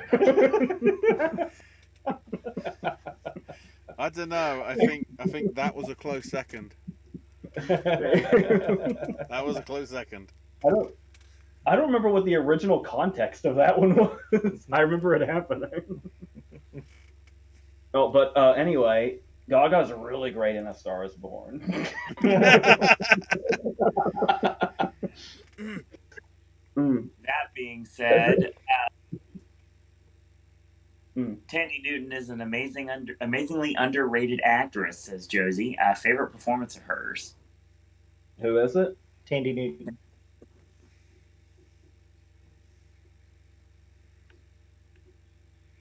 Whereas she is now Tandiwe. I know you're not supposed to say good things about Crash. That's my answer. Even though BAFTA apparently agrees. So did the Academy. I mean, for me, I haven't watched a lot of Tandy Newton, so it's either praise Crash or praise Mission Impossible 2. They're both listed on here. There you go. Mission Impossible 2 is the only reason I remember that film. In terms of like the plot. Because all the rest of it I just remember is John Woo being John Woo. Oh, you didn't see Jonathan Demme's masterpiece, his charade remake, The Truth About Charlie? No, I didn't. Oh God, I forgot. Dude, I was on a weird ride there because I thought you were going to bring up The Truth About Charlie. You said Jonathan Demme, and I didn't know he did it. Yeah, he said that you swerved back into The Truth About Charlie. Believe it or not, Jonathan Demme did something like The Truth About Charlie. I also forgot she was in Rock and Roller. Oh, yeah. There's so many people in Rock and Roller. And Norbit. I do remember, because I remember specifically remembering she looked really hot in Norbit specifically. She was Condoleezza Rice in W. Oh, that's right. That's right, she was. Maybe that, honestly. Oh, wait, she's the voice of Ginger now in the new Chicken Run? Sign me the fuck up! Sorry, Julia Sawala, but that's a good replacement. Okay, we're getting to the point that we're going to have to start doing some rapid fire. Mm-hmm. I'm still thinking about that screenplay question, and I got nothing. Brian says, The Lost Daughter is overrated.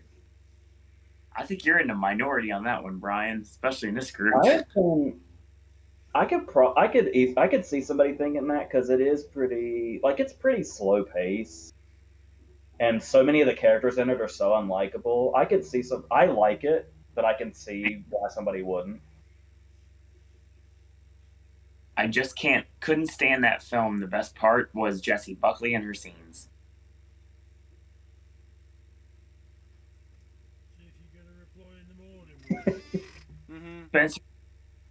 Spencer says movies that remind you of your parents.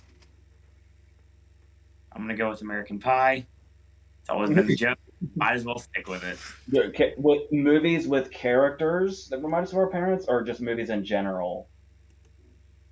Movies that remind you of your parents.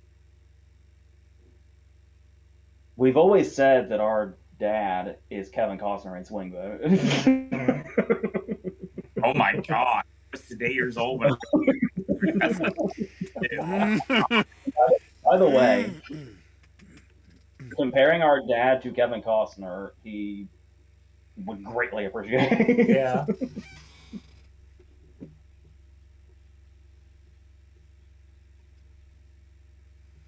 Is there a character that reminds you of mom? Oh man, I don't know. I'm not sure. No clue. Wow, is mom really unique? I don't know. close enough. Josie says, to go back to earlier, which actors and actresses would you like to see write children's books?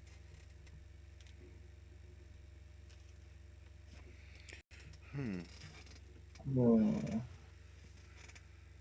I'll take a page out of your book. I would love to see Jason Mewes and Kevin Smith write one together. Yes.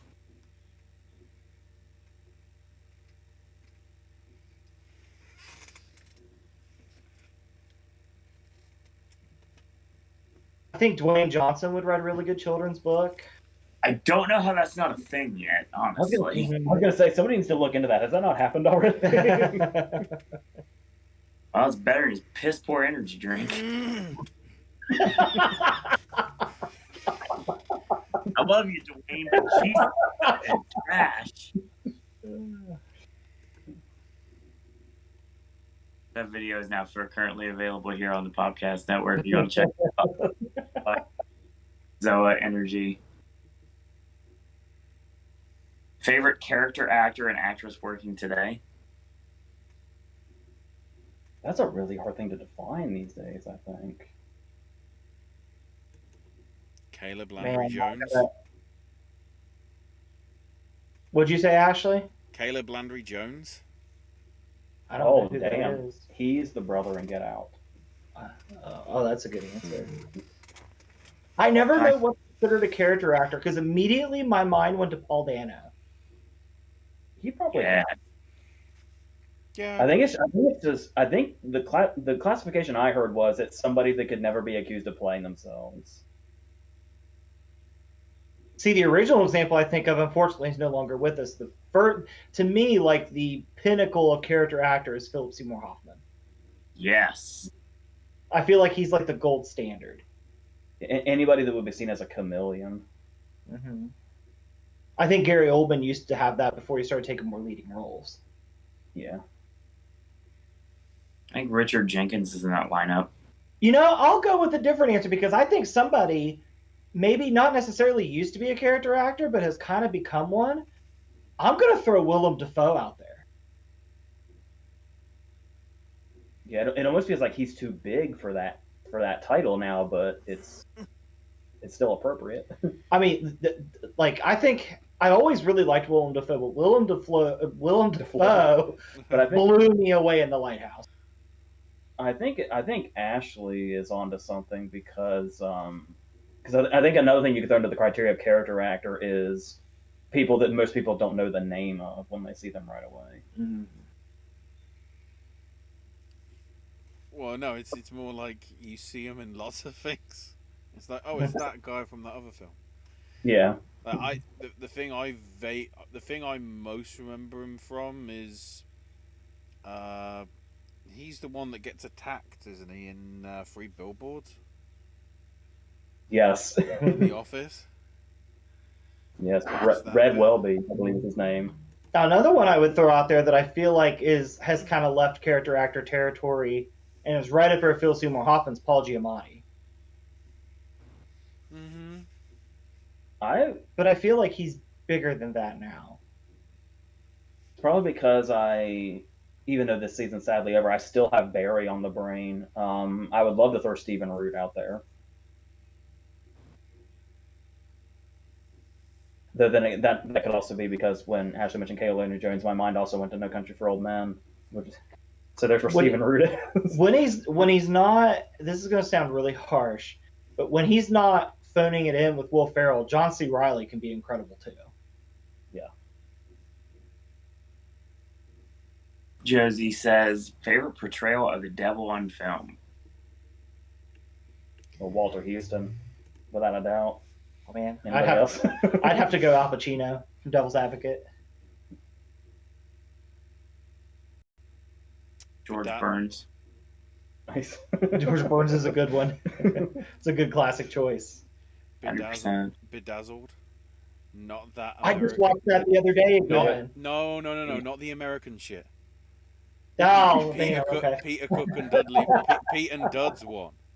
There's a lot more subtleness to that, rather than well, considering it's written by them, it's very satirical, which we might see if we get to the film that I want to eventually put into the circulation for Movie Club. Now, the Bedazzled, you might have said it and I might have missed it. The other Bedazzled has Dudley Moore, right? Mm-hmm. Okay. Dudley is the Brendan Fraser. Oh, okay. And I guess basically they went with Liz Hurley to sort of combine the Peter Cook sort of Britishness with the Raquel Welch lust. Did you notice in the beach scene of Harold Ramis's version, her dogs' names are Dudley and Peter? No, I didn't.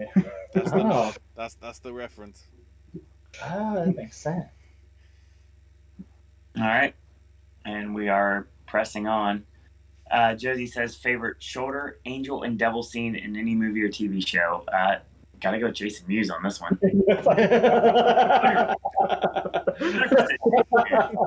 That's why I was already laughing, because I knew that scene. I don't feel like I've only, apart from the Giant Son of Boss scene, the only other ones I can ever think of are just in cartoons. Yeah. Unless we're getting more literal. Like, I love that, this doesn't count at all, but I love that shot so much in Foxcatcher, where it's obviously the person that's good for Channing Tatum is Ruffalo, and the person that's bad for Tatum is Carell. There's this shot in Foxcatcher where it's them in the foreground, Ruffalo and Carell here, but they're so in the foreground that they're out of focus, and in focus in the background between them is Channing Tatum. And that kind of gives me that vibe. That's the closest I can get outside of Jane Silent Bob Strike Back or a cartoon, I think. Outside of like Simpson stuff where I can think of it, I'm trying to remember if was there a scene like that in The Voices? I feel like The Voices is just that as a movie. With the two, with like the two severed heads of the women, like trying to be different, like the good and the angel and the devil sort of thing. They weren't on the shoulder; they were just different parts of the shelf of the fridge. Yeah, because one that like Gemma Arterton's kind of the bad one and Kendrick's kind of the good one. Something like that. That seems about right. That's the closest thing I can think of.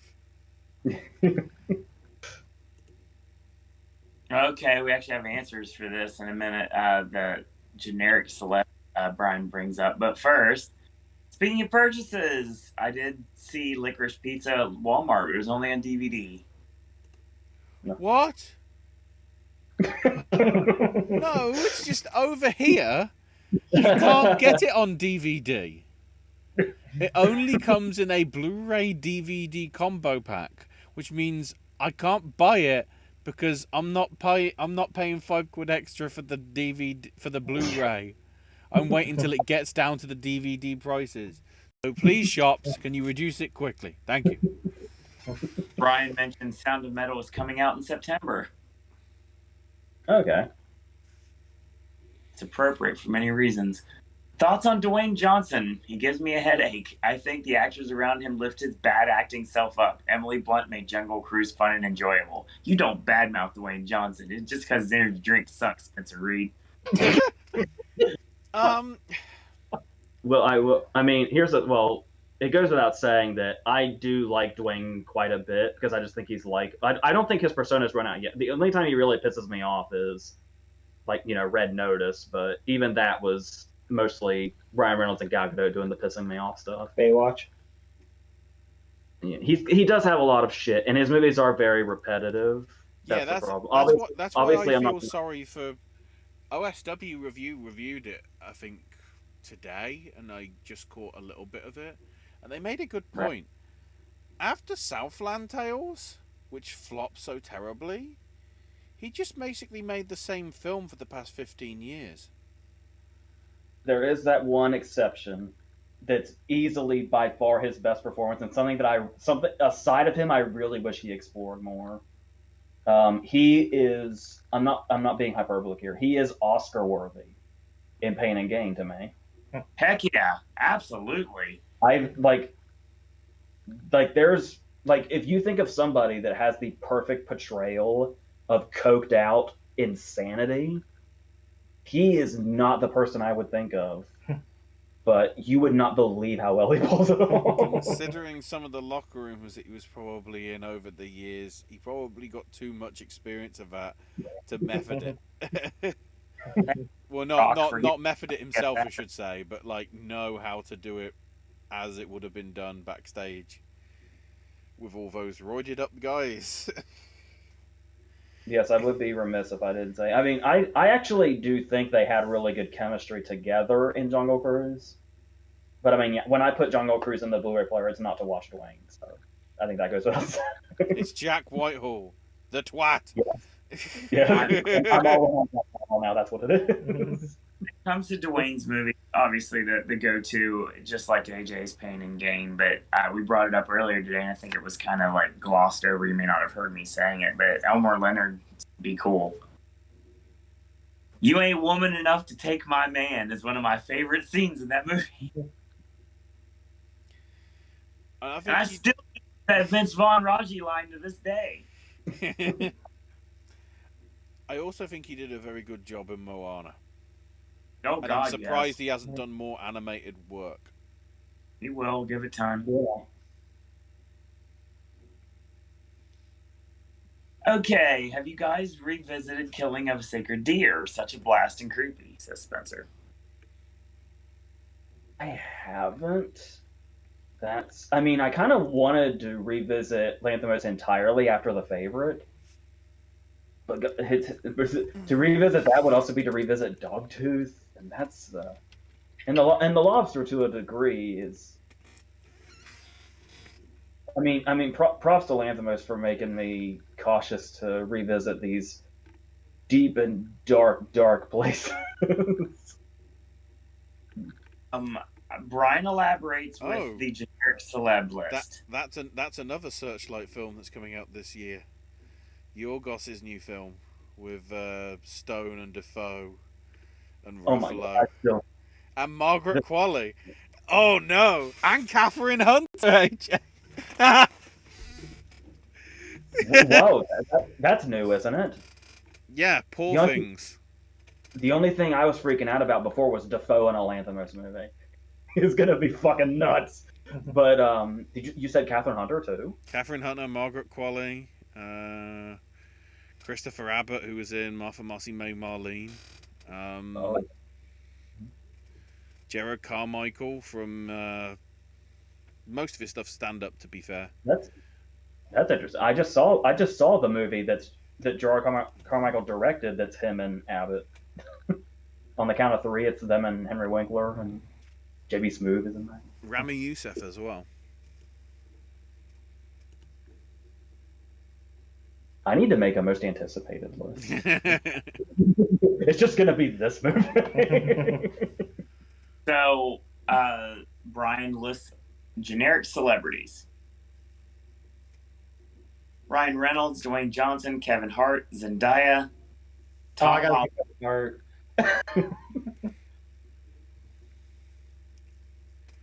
Tom Holland, John Cena, Rebel Wilson, Melissa McCarthy, Chris Evans, Robert Downey Jr., Gal Gadot, Vin Diesel, Keanu Reeves, Tina Fey, Amy Poehler, Selena Gomez. If you go really dumb, they can go with Tom Brady and Steph Curry, and Awkwafina. I know I'll have to see to do my ranking on the Spider-Man movie videos. Morbius is the film. Since the Farewell and Shang-Chi have made Awkwafina really grow on me. And I hate the fact that Downey does seem to belong here right now. I'm really hoping he can go back to his character actor roots. I really want to see another Wayne Gale in my life before he quits.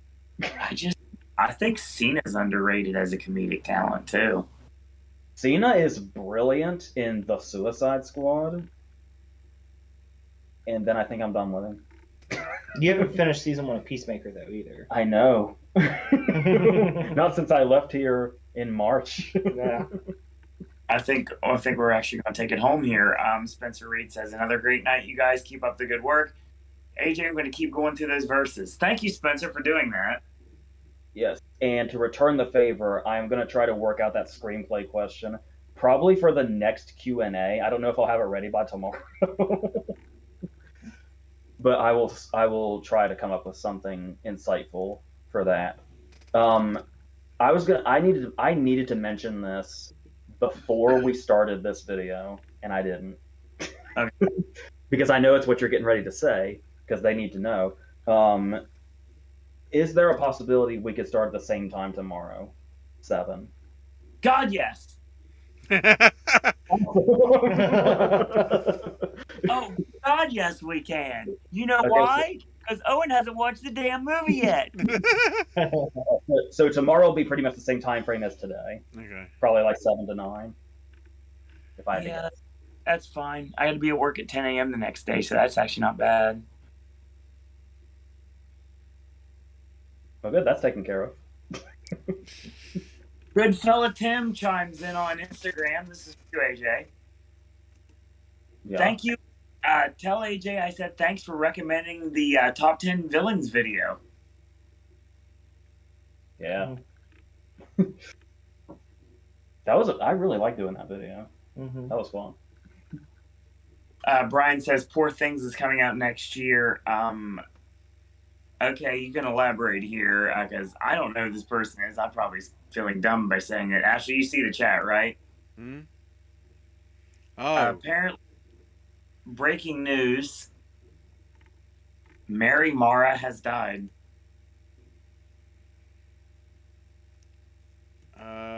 She was only 61. She didn't do much major movie stuff that I can see. Like, she was Sue the bartender in Bound. The Wachowskis' debut.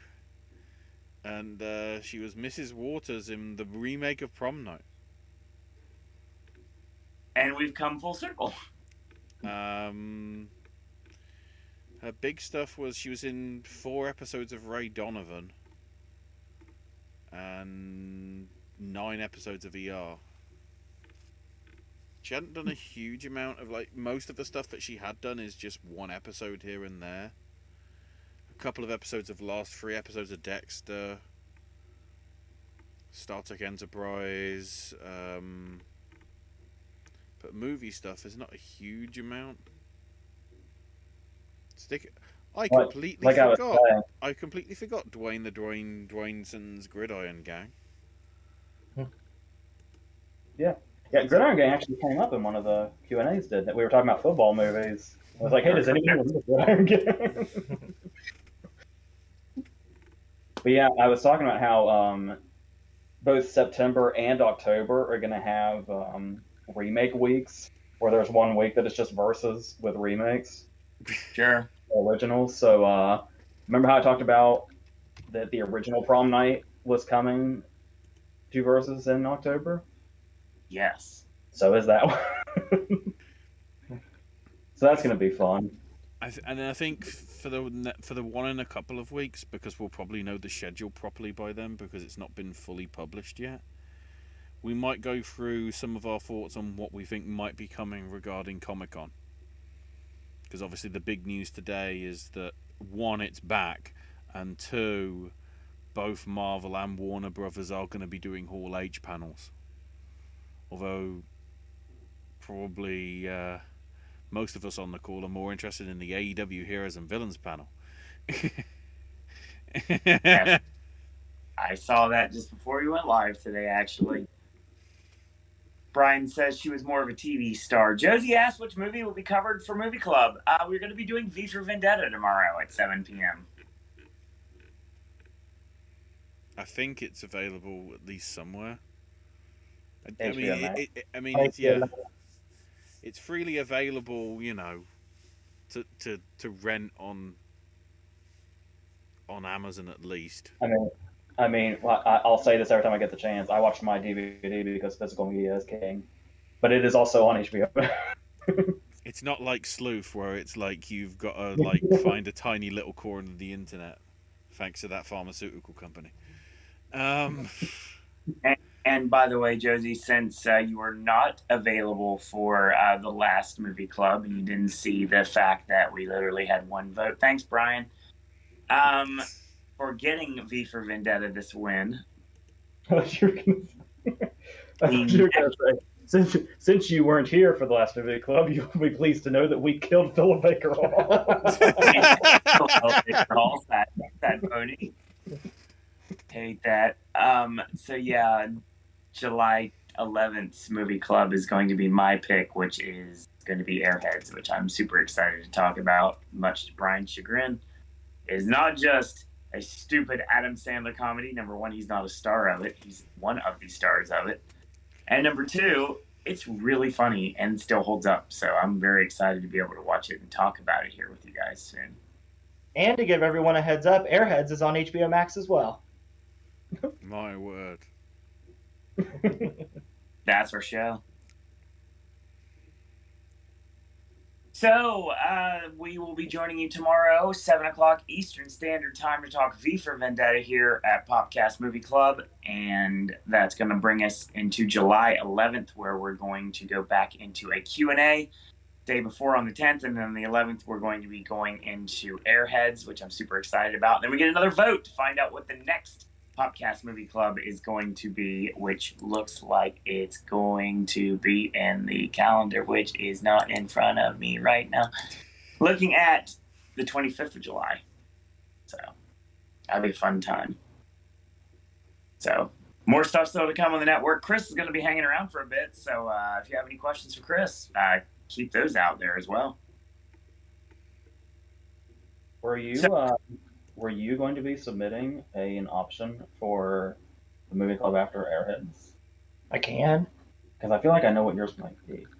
How would you know? Because I don't even know what mine would be. I know what mine is because I know what mine was going to be, but mine's a little too closely connected to the Wachowskis, which we're about to do with V for Vendetta. So I'm going to do it probably. That's going to be my choice after my upcoming choice. Mm-hmm. Which I know Owen's really psyched about because it's so long, because he knows exactly what movie it is. But I'm curious to know what you think I'm going to pick. You're not going to tell me right now, are you? That'll just be tomorrow, won't it? Probably. Yeah. Yeah. When I tell you what I think it is, you're going to go, oh yeah, and you'll probably pick it. Okay. So that will be a competition between everybody on this panel except for me the week of Airheads on July 11th. So we're now going to get to 4 options for Popcast Movie Club that the chat's going to be able to select. And there's usually only 3 people, so one's going to get shut out entirely. At least one. Actually, I've done pretty well on these votes so far, so thanks, Josie. Well, it's like we were looking at the view count, and even though we've had popular choices in here, apparently the most viewed movie club so far was Moving Violation.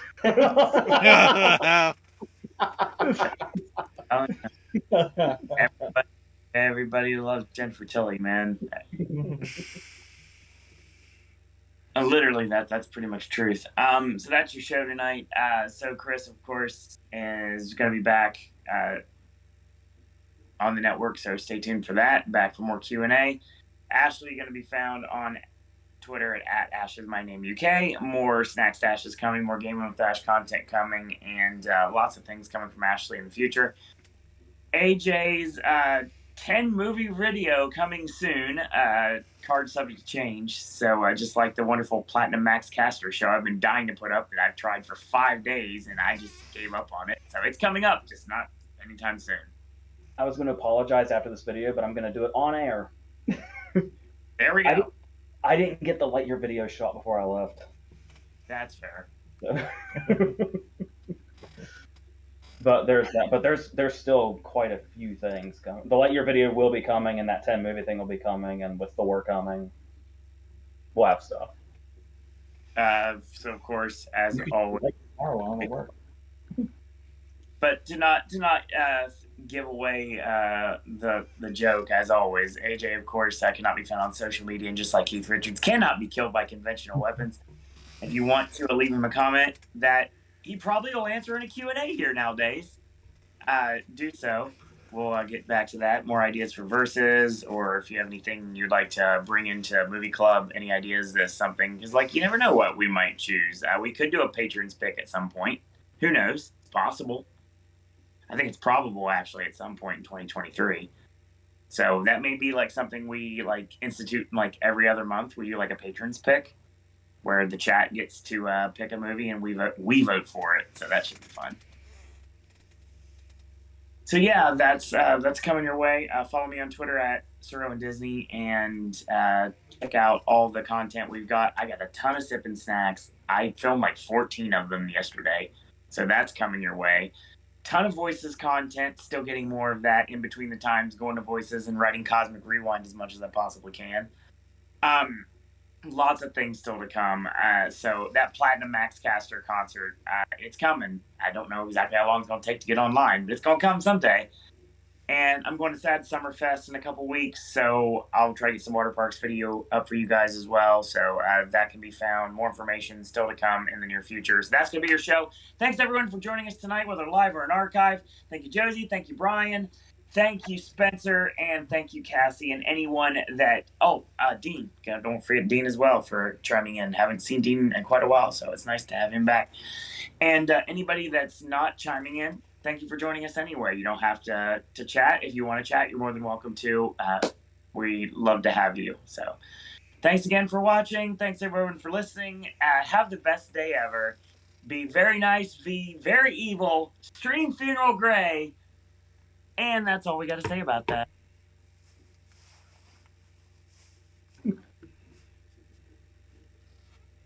God damn it, I haven't got my glasses on.